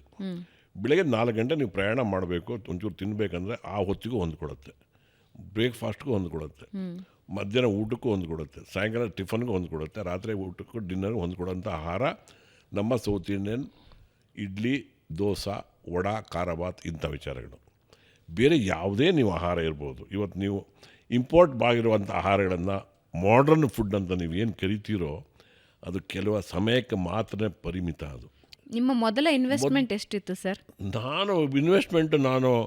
ನಾನು ಆವಾಗ 76ನೇ ಇಸ್ವಿನಲ್ಲಿ ನಾನು ಹೋಟೆಲ್ ಶುರು ಮಾಡಬೇಕಾದ್ರೆ ಅಲ್ಲಿ ನನಗೊಂದು 32,000 ರೂಪಾಯಿಗಳ ಅವಶ್ಯಕತೆ ಇತ್ತು. ಅದನ್ನು ನಾವು ಒಂದು 15-16 ಕುಟುಂಬಗಳಿಂದ 1,100 ರೂಪಾಯಿ ಸಾಲ ತೊಗೊಂಡೋಗಿ ನಮ್ಮ ತಂದೆ ಕೊಡಿಸಿ, ಆ ಒಂದು ಸಾಲ ಕೊಟ್ಟವರಲ್ಲಿ ನಮಗೆ ಈ ಕಾಶಿನಾಥ್ ಅಂತ ಅವರ ತಂದೆ ಕೂಡ ಒಬ್ಬರು ನಮ್ಮ ನೆಂಟರವರು. ಈ ರೀತಿ 500,000 ತೊಗೊಂಡೋಗಿ ನಾನು ಉದ್ಯಮನ ಶುರು ಮಾಡಿದೆ. ಶುರು ಮಾಡಿ ನನಗಿವತ್ತು ಏನು ತೃಪ್ತಿ ಇದೆ ಅಂದರೆ, ನಾನು ಅದರಲ್ಲಿ ಎಷ್ಟು ದುಡ್ಡು ಮಾಡಿದ್ದೀನಿ, ಎಷ್ಟು ಕಂಪ್ನಿ ಬೆಳೆಸಿದ್ದೀನಿ ಅನ್ನೋದಕ್ಕಿಂತನೂ ನನ್ನ ಜೀವನದಲ್ಲಿ, ವೃತ್ತಿ ಜೀವನದಲ್ಲಿ ಇವತ್ತು ನಾವೊಂದು 35-22 ಬ್ರ್ಯಾಂಡನ್ನು ಕ್ರಿಯೇಟ್ ಮಾಡಿ ನಮ್ಮ ಸಂಸ್ಥೆಗಳ ಒಂದು 45-50 ಬ್ರ್ಯಾಂಚ್ ಮುಖಾಂತರ 50,000 ಗ್ರಾಹಕರನ್ನ ಪ್ರತಿ ದಿವಸ ನಾವು ಹೊಟ್ಟೆ ಹಸಿವನ್ನು ಉತ್ತಮ ಗುಣಮಟ್ಟದೊಂದಿಗೆ ಆಹಾರದೊಂದಿಗೆ ನಾವು ಹೊಟ್ಟೆ ಹಸಿವನ್ನು ತಣಿಸ್ಲಿಕ್ಕೆ ಸಾಧ್ಯವಾಗಿದೆ. ಆರ್ಥಿಕವಾಗಿ ನನ್ನನ್ನು ಕೇಳಿಬಿಡಿ, ನನಗೆ ಆರ್ಥಿಕತೆ ಬಗ್ಗೆ ಅಷ್ಟು ಭರವಸೆ, ನಂಬಿಕೆ ಎರಡೂ ಇಲ್ಲ. ಅಲ್ಲ, ಅದೇ ಪ್ರಶ್ನೆ ಆಗಿತ್ತು ನಂದು. ಬಹಳಷ್ಟು ಜನ ಉದ್ಯಮ ಶುರು ಮಾಡೋರು ಕೇಳ್ತಾರೆ, ಹೋಟೆಲ್ ಉದ್ಯಮದಲ್ಲಿ ದುಡ್ಡು ಮಾಡಬಹುದಾ? ಮಾಡಬಹುದು. ಮಾಡಿದವರು ಇಲ್ವಾ? ಕಳ್ಕೊಂಡವರು ಇಲ್ವಾ? ಅಲ್ಲೇ ಉತ್ತರ ಎರಡೂ ಇದೆ. ಅಂದರೆ ಇದಕ್ಕೆ ಯಾರು ಉತ್ತರ ಕೊಡಬೇಕು? ಅವರ ಶ್ರದ್ಧೆ, ಭಕ್ತಿನೇ ಉತ್ತರ ಕೊಡಬೇಕು. ಅಲ್ಲಿ ಯಾರು ನೋಡಿ, ಒಂದು ಹೇಳ್ತೀನಿ, ನನ್ನ ನಂಬಿಕೆ, ನನ್ನ ಮಂತ್ರ ಸ್ವಚ್ಛತೆ, ನನ್ನ ಗುಡಿ, ನನ್ನ ಉದ್ಯಮನೇ ನನ್ನ ಟೆಂಪಲ್. ಅದನ್ನು ನಾನು ನಂಬಿದವನು. ಅದು ಫಸ್ಟ್ ನನ್ನ ಟೆಂಪಲ್ಲು. ನಾನು ಒಂದು ದೇವಸ್ಥಾನಕ್ಕೆ ಹೋಗಬೇಕಾದರೆ ನಮ್ಮ ಮನಸ್ಸಿನಿಂದ ಹಿಡಿದು ಅಂತರಂಗ ಬಾಹ್ಯರಂಗ ಎಷ್ಟು ಶುಚಿ ಮಾಡಿಕೊಂಡು ನಾವು ಅಲ್ಲಿಗೆ ಹೋಗ್ತೀವೋ ಅದೇ ರೀತಿ ನನ್ನ ಸಂಸ್ಥೆ ಒಳಗೆ ನಾನು ಹೋಗಬೇಕಾದ್ರೆ ಅಷ್ಟೇ ಪರಿಶುದ್ಧತೆಯಿಂದ, ಅಷ್ಟೇ ಆಸಕ್ತಿಯಿಂದ ನಾನು ಇವತ್ತಿಗೂ ಹೋಗ್ತೀನಿ. ನನ್ನ ಸಹೋದ್ಯೋಗಿಗಳಿಗೆ ಹೇಳ್ತೀನಿ, ಈ ದೇವಸ್ಥಾನ ಇದ್ದರೆ ಬಾಕಿ ಎಲ್ಲ ನಮ್ಮ ದೇವಸ್ಥಾನಗಳಿಗೆ ನಾವು ಹೋಗ್ಬೋದು. ಇದು ನಮ್ಮ ದೇವಸ್ಥಾನ, ಇದನ್ನು ಕಾಪಾಡ್ಕೊಳ್ಳಿ ಅನ್ನುವಂಥ ಸಂದೇಶ ನಾನು ಹೇಳ್ತಾ ಇರ್ತೀನಿ. ಯಾವತ್ತೂ ನಾವು ಅದನ್ನು ಅಷ್ಟು ಆಸಕ್ತಿ, ಭಕ್ತಿಯಿಂದ ನೋಡಿದಾಗ ಮಾತ್ರ ಅದು ಉಳಿಸ್ಲಿಕ್ಕೆ ಸಾಧ್ಯವಾಗ್ತದೆ. ಹಣದಿಂದ ಬಿಸ್ನೆಸ್ ಅಂದವ ಗ್ಯಾಮ್ಲಿಂಗ್, ಸರ್ವಿಸ್ ಅಂದವ ಗ್ಯಾಮ್ಲಿಂಗ್ ಅಲ್ಲ. ಸರ್ವಿಸ್ ಮನೋಭಾವನೆ ಇದರಲ್ಲಿ ಇರಬೇಕಾಗ್ತದೆ. ಆಹಾರ ಉದ್ಯಮದಲ್ಲಿ ಮೊದಲನೇದಾಗಿ ಇರಬೇಕಾಗಿರೋದು ಸೇವಾ ಮನೋಭಾವನೆ. ಹಣ ಬೇಕು, ಇಲ್ಲ ಅಂತ ನಾನು ಹೇಳಲ್ಲ. ಹಣ ಅಂದವಾಗ ಅದು ಒಂದು ಹಣದಿಂದ ಬಿದ್ದಾಗ ಅದು ಗ್ಯಾಮ್ಲಿಂಗ್ ಆಗುತ್ತೆ. ಅದು ನಾನು ಹೇಳಲಿಕ್ಕಾಗಲ್ಲ. ಯಾಕಂದರೆ ಇವತ್ತು ರಿಯಲ್ ಎಸ್ಟೇಟು ಇನ್ನೊಂದು ಮತ್ತು ಯಾವುದೇ ತೊಗೊಳ್ಳಿ, ಇವತ್ತು 10 ರೂಪಾಯಿಗೆ ನಾಳೆ 20 ರೂಪಾಯಿ ಬರ್ತವೆ. 20 ಬಂದಾಗ 20 40 ಆಗುತ್ತೆ, 40 ಹೋಗಿ 80 ಆಗುತ್ತೆ. ಅದು ಬೇರೆ. ಸೇವಾ ಸೆಕ್ಟ್ರೇ ಬೇರೆ. ಈ ಥರ ಒಂದು ಕೆಲವು ಬಿಸ್ನೆಸ್ ಸೆಕ್ಟ್ರ್ಗಳೇ ಬೇರೆ. ಕೆಲವುದು ಇದರಲ್ಲಿ ಏರು ಬೀಳು ಎಲ್ಲದೂ ಇರುತ್ತೆ. ಇದರಲ್ಲೂ ಏರು ಬೀಳು ಇರುತ್ತೆ. ಶ್ರದ್ಧೆಯಿಂದ ಮಾಡ್ಕೊಂಡು ಹೋದರೆ ಉಳಿಯುವ ಗ್ಯಾರಂಟಿ, ಅಳಿವು ಕಡಿಮೆ. ಸರ್, ಇವಾಗ 1 ರೂಪಾಯಿಯ ರೆವೆನ್ಯೂ ಬಂತು ಅಂತ ಇಟ್ಕೊಳ್ಳಿ, ಒಂದು ದಿನದಲ್ಲಿ ಆದಾಯ ಬಂತು ಅಂತ. ಯಾಕೆಂದರೆ ಇವಾಗ ಬಂಡವಾಳ ಹಾಕ್ತಾ ಇರೋರು ಎಷ್ಟು ತೆಗಿಬಹುದು ಅನ್ನೋದ್ರ ಬಗ್ಗೆನೇ ಯೋಚನೆ ಮಾಡ್ತಾರೆ ಅನ್ನೋ ಕಾರಣಕ್ಕೆ ನಾನು ಈ ಪ್ರಶ್ನೆ ಕೇಳ್ತಾ ಇದ್ದೀನಿ. 1 ರೂಪಾಯಿ ಇವತ್ತು ಸಂಪಾದನೆ ಆಗಿದೆ ಒಂದು ರೆಸ್ಟೋರೆಂಟ್ನಲ್ಲಿ. ಅದರ ಖರ್ಚುಗಳು ಮತ್ತು ಉಳಿತಾಯ ಎಷ್ಟಿರುತ್ತೆ ಸರ್ ಅಂದಾಜು? ಎಲ್ಲನೂ ಸೇರಿ ಹ್ಯೂಮನ್ ರಿಸೋರ್ಸ್ ಖರ್ಚು. ನಾನು ಹೇಳ್ತೀನಿ, ಒಂದು ಏನು ಗೊತ್ತಾ, ನಮ್ಮಲ್ಲಿ ಒಂದು ಸ್ಟ್ಯಾಂಡರ್ಡ್ ಎಕ್ಸ್ಪೆಂಡಿಚರ್ಸ್ ಅಂತ ಇರುತ್ತೆ. ಓಕೆ, ನಮಗೆ ಫುಡ್ ಕಾಸ್ಟು ಇಂತಿಷ್ಟು ಪರ್ಸೆಂಟೇಜ್ ಬರಬೇಕು ಅಂತ ಇರುತ್ತೆ. 1 ರೂಪಾಯಿ ವ್ಯಾಪಾರ ಮಾಡಿದ್ರೆ, 1 ರೂಪಾಯಿ ಆಹಾರ ಹೊರಗಡೆ ಹೋದರೆ ಅದರಲ್ಲಿ ಒಂದು 40 ಪೈಸಾ 45 ಪೈಸಾ ಫುಡ್ ಕಾಸ್ಟ್ ಆಗಿರ್ಬೋದು, ರೆಂಟು ಇಷ್ಟು ಎಲ್ಲ ಇರುತ್ತೆ. ಆದರೆ ಎಲ್ಲದೂ 100% ಅದೇ ಥರ ವರ್ಕೌಟ್ ಆಗಲ್ಲ. ಉದಾಹರಣೆ ಹೇಳ್ತೀನಿ, ಇವತ್ತು ಒಂದು ಕಡೆ ಒಂದು ಬಿಲ್ಡಿಂಗಿಗೆ 10,000 ರೂಪಾಯಿ ಬಾಡಿಗೆ ಇದೆ ಅಂತ ಇಟ್ಕೊಳ್ಳೋಣ, ಇನ್ನೊಂದು ಕಡೆ ಹೋದ್ರೆ 20,000 ಆಗುತ್ತೆ. ಅವ್ರ ಬಜೆಟ್ ಮೇಲೆ ಹೋಗುತ್ತೆ. ಅದನ್ನು ನಾನು ಗ್ರಾಹಕರ ಮೇಲೆ ಹಾಕೋಕ್ಕಾಗಲ್ಲ, ಟರ್ನ್ ಓವರ್ ಮೇಲೆ ತೆಗಿಬೇಕು. ಅಲ್ಲಿ ಜಾಸ್ತಿ ಟರ್ನ್ ಓವರನ್ನೇ ತೆಗಿಯೋಕ್ಕೆ ಪ್ರಯತ್ನ ಮಾಡಬೇಕು. ಯಾತಕ್ಕೆ ಅಂತ ಹೇಳಿದ್ರೆ ಪಕ್ಕದ ಹೋಟ್ಲಲ್ಲಿ 15 ರೂಪಾಯಿ 10,000 ರೂಪಾಯಿ ಬಾಡಿಗೆ ಕೊಡೋರು 15 ರೂಪಾಯಿ ಇಡ್ಲಿ ಮಾರಾಟ ಮಾಡಿ ನಾನು 20,000 ಕೊಡ್ತೀನಿ 30 ರೂಪಾಯಿ ಕೊಡಿ ಅಂದರೆ ಯಾರೂ ಕೊಡಲ್ಲ. ಅದು ಸಾಧ್ಯ ಇಲ್ಲದ ವಿಚಾರ. ಆದ್ದರಿಂದ ಏನಂತಾರೆ, ಓವರ್ ಹೆಡ್ಸ್ ಅನ್ನುವಂಥದ್ದು, ಫುಡ್ ಕಾಸ್ಟ್ ಒಂದು ನಮ್ಮ ಕಂಟ್ರೋಲ್ ಇರುತ್ತೆ. ಫುಡ್ ಕಾಸ್ಟ್ ಅನ್ನುವಂಥದ್ದು ಅದು ಯೂನಿವರ್ಸಲ್ ಎಲ್ರಿಗೂ. ನಾನು ಇಡ್ಲಿ ಮಾಡಿದ್ರು ಅಷ್ಟೇ ನನಗೆ ಖರ್ಚು ಬರೋದು, ನೀವು ಇಡ್ಲಿ ಮಾಡಿದ್ರು ಅಷ್ಟೇ ಖರ್ಚು ಬರೋದು. ಅಂದರೆ raw material involvement food cost means. ಇನ್ನು gas standard, electricity standard, rent, salary ಕೂಡ ಏನಂತ ಹೇಳಿದ್ರೆ ಒಬ್ಬ ಆಂಟ್ರಪ್ರನರ್ಸು ಸೆಲ್ಫ್ ಎಂಪ್ಲಾಯ್ಮೆಂಟ್ ಆಂಟ್ರಪ್ರನರ್ಸ್ ಆದರೆ ಅವರಲ್ಲೇ ಇದ್ದು ಸ್ವಯಂ ಕೆಲಸ ಮಾಡ್ಕೊಂಡಾಗ ಸ್ವಲ್ಪ ಸ್ಯಾಲ್ರಿ ಬಜೆಟ್ ಇವ್ರಿಗೆ ಉಳಿತದೆ. ಅದು ಬಿಗ್ ಬೆನಿಫಿಟ್ಟು. ಎಲ್ಲದಕ್ಕೂ ಸ್ಟಾಫ್ ಮೇಲೆ ಡಿಪೆಂಡ್ ಆದರೆ ಅದ್ರ ಬಡ್ಜೆಟ್ ಜಾಸ್ತಿ ಹೋಗುತ್ತೆ. ನಾನು ಎಲ್ಲದಕ್ಕೂ ಬಜೆಟ್ ಸ್ಯಾಲ್ರಿಗೆ ಜಾಸ್ತಿ ಕೊಡ್ತಾಯಿದ್ದೀನಂತ 15 ರೂಪಾಯಿ ಇಡ್ಲಿನ 20 ರೂಪಾಯಿ ಮಾರಾಟ ಮಾಡಲಿಕ್ಕೆ ಸಾಧ್ಯವಿಲ್ಲ. ಇದೆಲ್ಲನೂ ಟೋಟಲಾಗಿ ಮ್ಯಾನೇಜ್ಮೆಂಟ್ ಮಾಡಬೇಕು.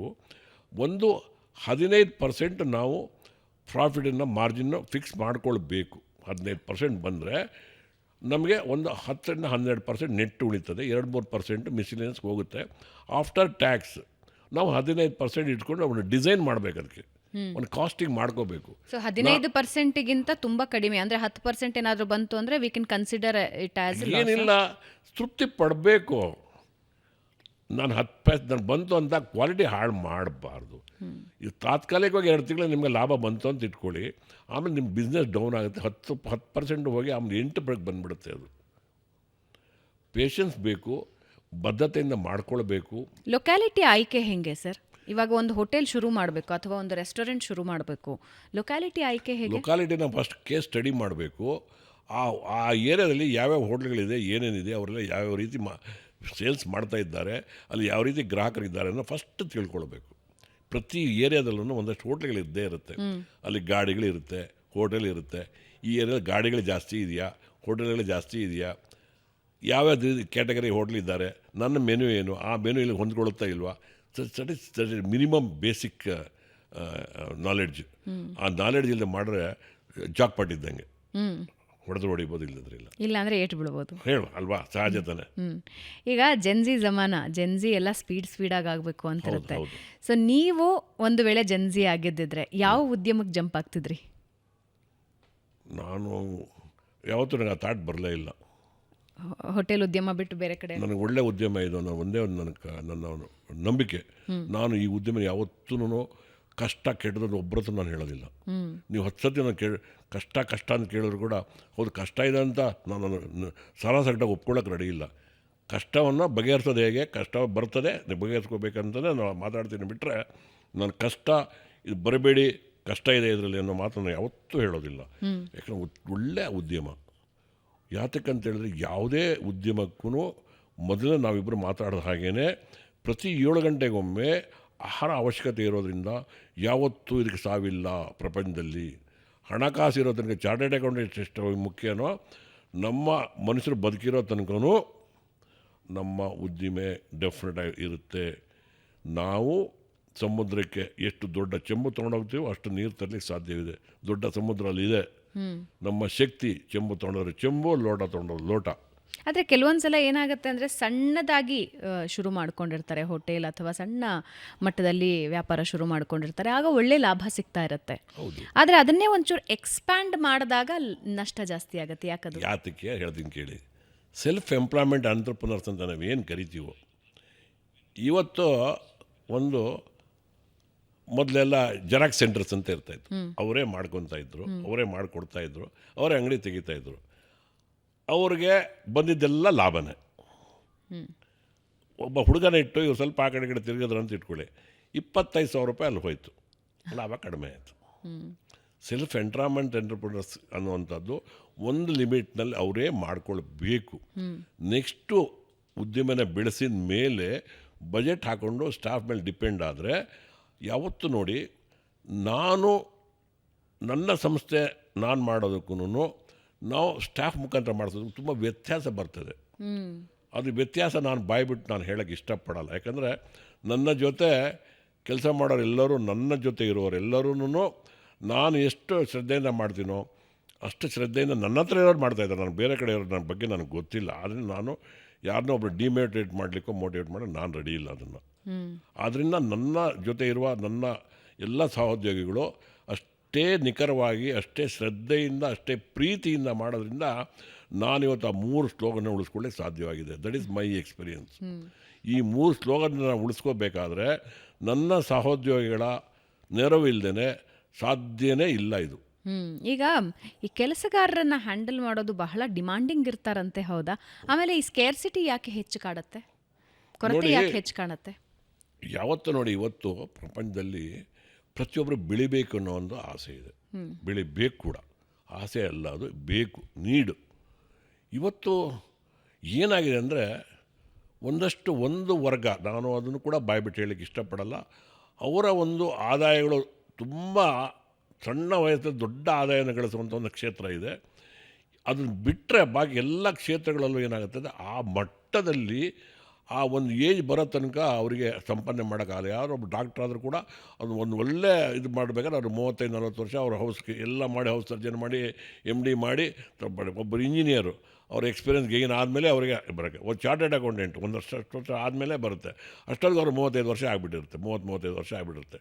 ಇವತ್ತು 18-20 ವರ್ಷದವರು ತುಂಬ ಹಣವನ್ನು ಗಳಿಕೆ ಮಾಡುವಂಥ ಒಂದು ವ್ಯವಸ್ಥೆ ಇರೋದ್ರಿಂದ ಅದನ್ನು ಸ್ವಲ್ಪ ಜನ ನೋಡ್ತಾರೆ. ಆವಾಗ ಏನಾಗುತ್ತೆ, ಇವರು ನಿರಾಸೆ ಪಡ್ತಾ ಇದ್ದಾರೆ. ಅವರಷ್ಟು ಬೇಗ ಗ್ರೋತ್ ಆಗ್ತಾ ಇದ್ದಾರೆ, ನಮ್ಮ ಕೈಲಿ ಆಗಲ್ಲವಲ್ಲ ಅನ್ನೋ ಗ್ರೋತ್ ನಿರಾಸೆ ಪಡ್ತಾ ಇದ್ದಾರೆ. ಆದರೆ ಹಿಂದಿನಿಂದ ನಡೆದು ಬಂದಂಥ ದಾರಿಗಳು ಏನಿದ್ರು ನಮ್ಮ ಟ್ರೆಡಿಷನಲ್ ಜೀವನಗಳಲ್ಲಿ ಎಲ್ಲದೂ ಒಂದೊಂದು ಕಾಲಕ್ಕೆ ತಕ್ಕಂತೆ ನಡ್ಕೊಂಡು ಬರ್ತಾ ಇದೆ. ವಿಪರೀತವಾದ ಒಂದು ಆಸೆ ಆಕಾಂಕ್ಷೆಗಳನ್ನ ಇಟ್ಕೊಂಡು ಅದನ್ನು ಆಸೆ ಇರಬೇಕು, ದುರಾಸೆ ಆಗಬಾರ್ದು. ದುರಾಸೆಗೆ ಒಳಪಡದೇ ಇದ್ದರೆ ನಿಜವಾಗ್ಲೂ ಏನೋ ಇವತ್ತು ಒಳ್ಳೆ ಜೀವನ ನಡೆಸಬಹುದು. ಈಗ ನಾಳೆಯಿಂದ ಒಬ್ಬ ಉದ್ಯಮಿ ಆಗಬೇಕು, ಹೋಟೆಲ್ ಉದ್ಯಮಿ ಆಗಬೇಕು ಅಂತ ಯಾರಾದರೂ ಕನಸು ಕಂಡಿದ್ರೆ ಅವರಿಗೊಂದು 5 ಸೂತ್ರಗಳನ್ನು ಹೇಳಿ. ಮೊದಲನೇದಾಗಿ ಅವರು ಟ್ರೈನಿಂಗ್ ಬೇಕು ಅವರಿಗೆ. ಅಂದರೆ ಬೇರೆ ರೆಸ್ಟೋರೆಂಟ್, ಹೌದು, ರೆಸ್ಟೋರೆಂಟ್ ಎಲ್ಲರೂ ಆಗಲಿ, ಒಳನೋಟ ಹೊರನೋಟ ಅಂತ ಏನು ಹೇಳ್ತಿರೋ, ಹೊರನೋಟ ಒಂದೇ ಉಪಯೋಗ ಆಗಲ್ಲ, ಒಳನೋಟ ಕೂಡ ಬೇಕು. ಒಂದು ನಿಭಾಯಿಸಬೇಕಾದ್ರೆ ಇವತ್ತು ನೋಡಿ, ಆಹಾರ ಉದ್ಯಮದಲ್ಲಿ ನಮ್ಮದೇ ಆದಂಥ ಒಂದು ರುಚಿ, ನಿಮ್ಮದೇ ಆದಂಥ ಒಂದು ರುಚಿ. 100 ಹೋಟ್ಲುಗಳಿದೆ, 100 ಹೋಟ್ಲುಗಳಲ್ಲಿ ಕೂಡ ಒಂದೇ ಥರ ತಿಂಡಿ ಇರೋದಿಲ್ವಲ್ಲ. ಅದೇ ಒಬ್ಬ ಆ ಓನರ್ನ ಆಸಕ್ತಿ ಮೇಲೆ ಆ ಹೋಟ್ಲ್ ತಿಂಡಿಗಳಿರುತ್ತೆ. ಅದನ್ನು ಗಳಿಸ್ಬೇಕಾದ್ರೆ ನನ್ನದೇ ಆದೊಂದು ಪ್ಯಾಷನ್ ಇರಬೇಕು. ಆ ಪ್ಯಾಷನ್ ಇವತ್ತು ಏನಾಗುತ್ತೆ, ಮಾನಿಟರ್ ಮಾಡಿ ಪಕ್ಕದ ಹೋಟೆಲಿರೋ ಸಾಂಬಾರು ಅದೇ ಚಟ್ನಿ ನನ್ನ ಹೋಟೆಲ್ ಕೂಡ ಸಿಕ್ಕಿದ್ರೆ ಏನಾದ್ರು ಪ್ರಯೋಜನ ಆಗೋದಿಲ್ವಲ್ಲ. ಬಟ್ ರುಚಿ ಬೇರೆ ಇರಬೇಕು, ಸ್ವಲ್ಪ ರುಚಿ ಬೇರೆ ಇರಲೇಬೇಕು, ಡಿಫ್ರೆಂಟ್. ಅಲ್ಲಿ ಹೋದ್ರೆ ಅವ್ರಿಗೆ ಏನೋ ಒಂದು ತೃಪ್ತಿ. ಇವತ್ತು ಇಲ್ಲಿ ಬಂದರು, ಇಲ್ಲಿ ನಾಳೆ ಅಲ್ಲೂ ರುಚಿಯಾಗಿ ಕಾಣಬೇಕು, ಇಲ್ಲೂ ರುಚಿಯಾಗಿ ಕಾಣಬೇಕು. Some different taste is need. ಇದೆಲ್ಲ ಏನಾಗುತ್ತೆ, ಒಂದು ಪ್ಯಾಷನ್ ಇರಬೇಕು. ಅವರು ಮೊದಲು ಅದರ ಅರಿವು ತೊಗೊಳ್ಬೇಕು, ತಿಳ್ಕೊಳ್ಬೇಕು. ನಾಳೆ ಒಬ್ಬ ಎಂಪ್ಲಾಯ್ ಬಂದಿಲ್ಲ ಅಂದರೂ ಅದನ್ನು ಟ್ಯೂನಿಂಗ್ ಮಾಡ್ಸಂಗಿರಬೇಕು. ಯಜಮಾನ ನಿರಂತರ, ಎಂಪ್ಲಾಯಿ ಹೇಳೋಕ್ಕಾಗಲ್ಲ. ಅವ್ರು ಬೇರೆ ಆಪ್ಷನ್ ಬಂದು ಅವ್ರು ಹೋಗಬಹುದು. ಕೆಲವು ಸಿನಿಮಾಗಳು ಬಂದಿದೆ, ನೋಡಿರ್ಬೋದು. ಒಂದು ಇಡ್ಲಿ ಕಡಾಯಿ ಅಂತ ತಮಿಳಿನಲ್ಲಿ, ತೆಲುಗಿನಲ್ಲಿ ಇಡ್ಲಿ ಕೊಟ್ಟು ಅಂತ ಬಂತು. ಅದರಲ್ಲಿ ಅವ್ರು ಬೆಳಗ್ಗೆ ಯಜಮಾನರು ಗಂಡ ಹೆಂಡ್ತಿ ಒಂದು ಮನೆಯಿಂದ ಬರೇ ಒಂದು ಇಡ್ಲಿ ಮಾರಾಟ ಮಾಡಿ ಅವ್ರ ಜೀವನ ಮಾಡಿ ಯಾವ ಮಟ್ಟಕ್ಕೆ ಬೆಳೆದಿದ್ದಾರೆ ಅಂದರೆ ಪ್ರೀತಿ, ಶ್ರದ್ಧಾ, ಭಕ್ತಿ. ಅದೇ ಅವ್ರ ಮಗ ಮಾಡೋಕ್ಕೆ ಹೊರಟು ಕೂಡಲೇ ಅಲ್ಲಿ ಅವರು ಹೊರಗಡೆ ದೇಶಕ್ಕೆ ಹೋದರು, ಬೇರೆ ಹೋಗಿ ಇಲ್ಲಿ ದೊಡ್ಡವ್ರ ಕಾರ್ಪೊರೇಟ್ ಕಂಪ್ನಿ ಕೆಲಸ ಮಾಡಿ ಬಂದರು, ಮತ್ತೆ ಕೂಡಲೇ ಆ ಗ್ರಾಹಕರನ್ನು ಒಪ್ಕೊಳ್ಳಿಲ್ಲ. ಕಷ್ಟಪಟ್ಟು ಅಪ್ಪನನ್ನು ಏನು ಮಾಡ್ತಿದ್ರು ತಿಳ್ಕೊಂಡು ಮಾಡೋಕ್ಕೆ ಶುರು ಮಾಡಿದ್ರು. ಆವಾಗ ಪ್ರೀತಿ ಬೆರ್ತಿತ್ತು ಅದರಲ್ಲಿ. ಆವಾಗ ಅದು ಹಾಗೆ ಫ್ಲರಿಶ್ ಆಯಿತು. ಆಹಾರ ಉದ್ಯಮದಲ್ಲಿ ಪ್ರೀತಿ ಬೇಕು, ನಮ್ಮ ಸ್ವಂತ ಆಸಕ್ತಿ ಬೇಕು. ಇದು ಬೇರೆ ಬಿಸ್ನೆಸ್ ಮೇಲೆ, ಟ್ರೇಡಿಂಗ್ ಬಿಸ್ನೆಸ್ ಅಲ್ಲ ಇದು. ದಿಸ್ ನಾಟ್ ಫಾರ್ ಟ್ರೇಡಿಂಗ್, ದಿಟ್ ಸೇವೆ. ದಯವಿಟ್ಟು ಇದನ್ನು ನಾವು ಬಿಸ್ನೆಸ್ ಅನ್ನೋದಕ್ಕಿಂತ ಸೇವೆ ಅಂತ ಕರೆಯೋಣ. ಸೇವಾ ಮನೋಭಾವನೆ ಇರಬೇಕು ಇದರಲ್ಲಿ. This service, food service. ವ್ಯಾಪಾರ ಅಂದರೆ ಓಕೆ, ನಮ್ಮ ಆಡು ಭಾಷೆ ನಾವು ವ್ಯಾಪಾರನ ಕರಿತೀವಿ, ಆದರೆ ನನ್ನ ನಂಬಿಕೆ ಇದು ಸರ್ವೀಸು. ಆ ಸರ್ವೀಸ್ ಓರಿಯೆಂಟೆಡ್ ಪೀಪಲ್ಲೇ ಆಗಿರಬೇಕು. ಒಬ್ಬ ನರ್ಸ್ ಆಗಬೇಕಾದ್ರೆ ಅವರಲ್ಲಿ ಕ್ವಾಲಿಫಿಕೇಷನ್ಗಿಂತನೂ ಆ ಮನೋಭಾವನೆ ಅವರಲ್ಲಿ ಇರಬೇಕು. ಅವರು ಅದನ್ನು ಸಕ್ಸಸ್ ಮಾಡೋಕ್ಕೆ ಸಾಧ್ಯವಾಗ್ತದೆ. ಸರ್ವಿಸ್ ಸೆಕ್ಟರೇ ಬೇರೆ, ದಿ ಸರ್ವಿಸ್ ಸೆಕ್ಟರ್. ಇದರ ಜೊತೆಗೆ ಉದ್ಯಮದ ಜೊತೆಗೆ ಉದ್ಯಮವನ್ನು ನೀವು ಸೇವಾ ಕ್ಷೇತ್ರ ಅಂದ್ಕೊಳ್ತೀರಿ, ಹಾಗೆ ಸಮಾಜ ಸೇವಾ ಕ್ಷೇತ್ರದಲ್ಲೂ ಕೂಡ ನಿಮ್ಮನ್ನು ನೀವು ತೊಡಗಿಸ್ಕೊಂಡಿದ್ದೀರಾ. ಅಂದರೆ ಸಮಾಜದಿಂದ ಪಡೆದಿದ್ದನ್ನು ಮತ್ತೆ ವಾಪಸ್ ಕೊಡೋದಕ್ಕೆ ನಿರಂತರ ಪ್ರಯತ್ನ ಪಡ್ತಾ ಇದ್ದೀರಾ ನೋಡಿ, ಅಂತ ಹಲವು ಉದಾಹರಣೆಗಳಿವೆ ನಿಮ್ಮ ಬಗ್ಗೆ.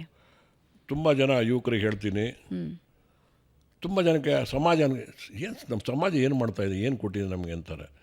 ಆದರೆ ನಾನು ಹೇಳ್ತೀನಿ, ಸಮಾಜ ಇಲ್ಲದೆ ಅಂದರೆ ನಮ್ಮ ಹುಟ್ಟೇ ಇಲ್ಲ ಅಂತ. ನಮ್ಮ ಹುಟ್ಟು, ನಮ್ಮ ಬಾರ್ನ್ ಏನಿದೆಯೋ ಸಮಾಜದಿಂದನೇ ಬಾರ್ನ್ ಆಗಿದ್ದೀವಿ ನಾವು. ನಮ್ಮ ತಂದೆ ತಾಯಿ ಹಡಿದ ತಕ್ಷಣ ಆಸ್ಪತ್ರೆ ಯಾರು ಕೊಟ್ಟಿದ್ರು, ಗಾಳಿ ಯಾರು ಕೊಟ್ಟಿದ್ರು, ನೀರು ಯಾರು ಕೊಟ್ಟಿದ್ರು, ರಸ್ತೆ ಯಾರು ಕೊಟ್ಟಿದ್ರು, ಸಮಾಜ ಕೊಟ್ಟಿದ್ದದು. ಇಮಿಡಿಯೇಟ್ ಭೂಮಿ ಬೀಳ್ತಿದ್ದಂಗೆ ನಾವು ಅದನ್ನೆಲ್ಲ ಉಪಯೋಗಿಸ್ಕೊಳ್ತಾ ಇದ್ದೀವಿ. ಅದು ಸಾಲ ತಿಂತಾಯಿದ್ದೀವಿ, ಅದು ನಾವು ತಿಂತಾಯಿದ್ದೀವಿ. ಸಮಾಜದ ಕೊಡುಗೆ ಕೊಡಲೇಬೇಕು ಪ್ರತಿಯೊಬ್ಬರೂ. ಸಮಾಜ ಇಲ್ಲದೆ ಬದುಕಲಿಕ್ಕೆ ಸಾಧ್ಯನೇ ಇಲ್ಲ. ಅದರಲ್ಲಿ ನಾನೇನಂತ ಹೇಳಿದ್ರೆ 4 ಕ್ಷೇತ್ರದಲ್ಲೂ ನನ್ನ ಸೇವೆಯನ್ನು ಕೊಟ್ಕೊಂಡು ಬಂದಿದ್ದೀನಿ. ಒಂದು, ಸಾಮಾಜಿಕ ಸಾಂಸ್ಕೃತಿಕ ಕ್ಷೇತ್ರಕ್ಕೆ ಸಾಕಷ್ಟು ಸಂಘಟನೆಗಳನ್ನು ಬೆಳೆಸಿ ತುಂಬ ಜನ ಅದರಲ್ಲಿ ಇನ್ವಾಲ್ವ್ಮೆಂಟ್ ಆಗಿ ಮಾಡಿ ಎಷ್ಟೋ ಸಂಸಾರ ಒಗ್ಗೂಡಿ ಇವತ್ತು ಸಮಾಜಮುಖಿಯಾಗಿ ಒಂದಷ್ಟು ಕೆಲಸಗಳು ಮಾಡೋದಕ್ಕೆ ಮತ್ತು ಆ ಸಾಂಸ್ಕೃತಿಕ ಇದರಲ್ಲಿ ಬೆರೀಲಿಕ್ಕೆ ಅವರಲ್ಲೇ ಒಂದು ಬಾಂಧವ್ಯ ಬೆಳೀಲಿಕ್ಕೆ ಸಾಕಷ್ಟು ಮಾಡಿ ನಾನು 2-3 ಸಂಘಟನೆ ಮುಖಾಂತರ ಸೇವೆ ಮಾಡಿದ್ದೀವಿ. ಧಾರ್ಮಿಕ ಕ್ಷೇತ್ರಗಳಲ್ಲಿ ಒಂದಷ್ಟು ಕೊಡುಗೆಗಳಿದ್ದೇ ಇದೆ. ಹಾಗೆಯೇ ನನಗೆ ಬಹಳ ಆಸಕ್ತಿ ಇದು ಶೈಕ್ಷಣಿಕ. ಧಾರ್ಮಿಕನೂ ಇದೆ, ಸಾಂಸ್ಕೃತಿಕನೂ ಇದೆ, ಇನ್ನೊಂದು ಶೈಕ್ಷಣಿಕ.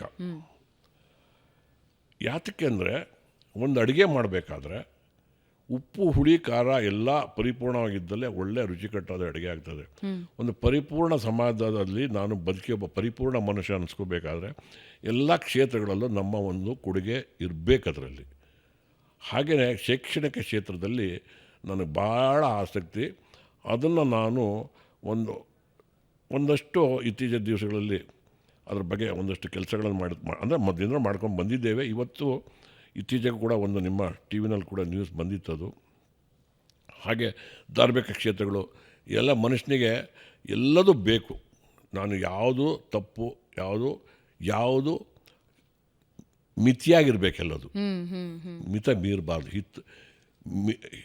ಮಿತವಾಗಿದ್ದು ಹಿತವಾಗಿರುತ್ತೆ. ಧಾರ್ಮಿಕತೆನೇ ನಂಬಿ ಅದ್ರ ಹಿಂದೆನೇ ಬೀಳ್ತೀನಿ ಅಂದರೂ ಕೂಡ ನನ್ನ ಅದಕ್ಕೆ ಒಪ್ಪಿಗೆ ಇಲ್ಲ.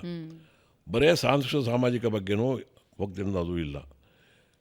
ಹೀಗೆ ಎಲ್ಲದೂ ಇರಬೇಕು. ಶೈಕ್ಷಣಿಕ ಯಾತಕ್ಕೆ ಬೇಕು ಅಂತ ಹೇಳಿದ್ರೆ ಇವತ್ತಿನ ಮಕ್ಕಳೇ ಭವಿಷ್ಯದ ಪ್ರಜೆಗಳು. ದೇಶದ ಆರ್ಥಿಕತೆಗೆ ಮಾನವ ಸಂಪನ್ಮೂಲದ ಕೊಡುಗೆ ಬಹಳ ಇದೆ. ಫಾರ್ಮಲ್ ಎಜುಕೇಷನ್ ಬಗ್ಗೆ ಏನು ಹೇಳ್ತೀರಿ? ಯಾಕಂದರೆ ನೀವು ಕೂಡ ಶಾಲಾ ಸಂದರ್ಭದಲ್ಲೇ ಉದ್ಯಮ ಕ್ಷೇತ್ರಕ್ಕೆ ಧುಮುಕ್ದವರು, ಕಾಲೇಜಿನ ಸಂದರ್ಭದಲ್ಲಿ ಉದ್ಯಮ ಕ್ಷೇತ್ರಕ್ಕೆ ಧುಮುಕ್ದವರು. ಈ ಫಾರ್ಮಲ್ ಎಜುಕೇಷನ್ ಬಗ್ಗೆ ನಿಮ್ಮ ಥಾಟ್ ಏನಿದೆ? ಒಂದು ಪಠ್ಯ ಇರುತ್ತೆ, ಅದನ್ನು ಗಟ್ಟು ಹೊಡಿ, ಮಾರ್ಕ್ಸ್ ತಗೋ, ನೋಡಿ ಏನು ಬದಲಾವಣೆ ಆಗಬೇಕು ನಿಮ್ಮ ಪ್ರಕಾರ ದೇಶದ ಶಿಕ್ಷಣ? ನೋಡಿ, ಜನರಲ್ ನಾಲೆಡ್ಜ್ ಅನ್ನೋದು ಬಹಳ ಮುಖ್ಯಮ್ಮ. ನಾನು ಕಾಲೇಜ್ ನೋಡಿಲ್ಲಮ್ಮ, ಮಿಡ್ಲ್ ಸ್ಕೂಲ್ ಕೂಡ ನೋಡಿಲ್ಲಮ್ಮ. ನಾನು ನೋಡಿ ಆ ಏಜಲ್ಲಿ ನೀವು ಉದ್ಯಮಕ್ಕೆ ಬಂದಿದ್ದೆ. ನನಗೆ ಅಂದರೆ ಇವತ್ತು ಇವತ್ತು ನೋಡಿ, ಒಬ್ಬ ಎಜುಕೇಟೆಡ್ ಅಂತ ಕರೀತಾರೆ. ಎಜುಕೇಟೆಡ್ ಅಂತ ಹೇಳಿದ ತಕ್ಷಣ ಜನರಲ್ ಇದರಲ್ಲಿ ಏನಂತ ಹೇಳಿದ್ರೆ ಅವನೊಬ್ಬ ಲಿಟ್ರಸಿ ಆಗಿದ್ದರೆ ಅವನು ಎಜುಕೇಟೆಡ್ ಅಂತ ಕರೀತಾರೆ ಅಂತ. ನನಗೆ ಯಾರೋ ಹೇಳಿದ್ರು ಎಜುಕೇಟೆಡ್ ಹಂಗಲ್ಲಪ್ಪ, ಅವನಿಗೆ ಆಲೋಚನೆ ಅಂದರೆ ಆ ಒಂದು ಇದಿದ್ರೆ ಅವನು ಎಜುಕೇಟೆಡ್ಡು, ಲಿಟ್ರಸಿ ಇದ್ಕೊಳ್ಳಿ ಎಜುಕೇಟೆಡ್ ಆಗಲ್ಲ ಅವನು ಅಂತ ಅವನು ಹೇಳಿದ್ರು. ಹಾಗೆಯೇ ನಮಗೆ ಲಿಟ್ರಸಿ ಬೇಕು. ಮತ್ತು ಜನರಲ್ ನಾಲೆಡ್ಜ್ ಬಹಳ ಮುಖ್ಯ. ಜೀವನದಲ್ಲಿ ಬದುಕಿಸ್ಬೇಕಾದ್ರೆ ಸಮಾಜ ಉಳಿಸ್ಬೇಕಾದ್ರೆ ಅದು ಬೇಕು. ಲಿಟ್ರಸಿ ಅನ್ನುವಂಥದ್ದು ಇಲ್ಲದೇ ಇವತ್ತು ನಾವು ಬದುಕಲಿಕ್ಕೆ ಸಾಧ್ಯವಿಲ್ಲ. ಲಿಟ್ರಸಿನೂ ಬೇಕು, ಜನರಲ್ ನಾಲೆಡ್ಜು ಬೇಕು. ಎಲ್ಲದೂ ಬರೀ ಪುಸ್ತಕದ ಮೇಲೇ ನಡೆಯೋದು ಕೂಡ ಅಷ್ಟು ಇದಲ್ಲ, ಎಲ್ಲದೂ ಬೇಕು. ಮಕ್ಕಳಿಗೆ ಇವತ್ತು ನೋಡಿ 8 ಟೈಮ್ ಟೇಬಲ್ ಹಾಕಿ ಮೊದಲು ನಮಗೆಲ್ಲ 8 ಪೀರಿಯಡ್ ಕೊಡ್ತಾಯಿದ್ದಾರೆ ನಮಗೆಲ್ಲ.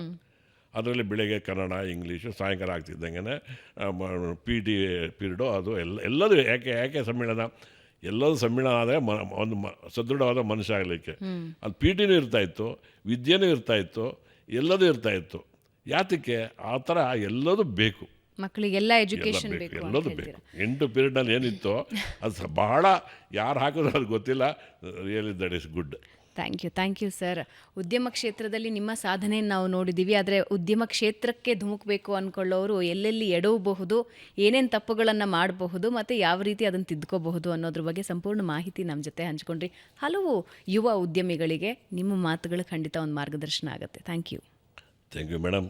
ನನಗೆ ಇಷ್ಟೊತ್ತು ನಿಮ್ಮೊಂದಿಗೆ ಮಾತಾಡಲಿಕ್ಕೆ, ಈ ಚಾನಲ್ ಮುಖಾಂತರ ಮಾತಾಡಲಿಕ್ಕೆ ಅವಕಾಶ ಮಾಡಿಕೊಟ್ಟಿದ್ದಕ್ಕೆ ಎಲ್ಲರಿಗೂ, ಈ ಸಿಬ್ಬಂದಿಯವರು ಇದ್ದವರಿಗೂ, ನಿಮ್ಮೆಲ್ಲರಿಗೂ ನಿಮ್ಮ ಸಂಸ್ಥೆಗೂ ಅನಂತ ಧನ್ಯವಾದಗಳು.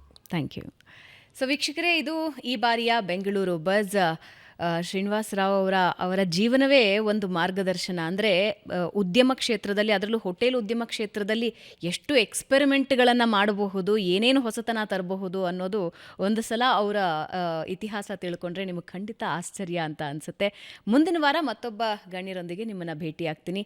ನೆನಪಿದೆ ಅಲ್ಲ, ಬೆಂಗಳೂರು ಬಜ್ ಸಬ್ಸ್ಕ್ರೈಬ್ ಮಾಡಿ, ಬೆಲ್ ಐಕನ್ ಪ್ರೆಸ್ ಮಾಡಿ. ಮುಂದಿನ ವಾರ ಮತ್ತೊಬ್ಬ ವಿಶೇಷ ಅತಿಥಿ ನಿಮ್ಮ ಮುಂದೆ ಇರ್ತಾರೆ. ನಮಸ್ಕಾರ.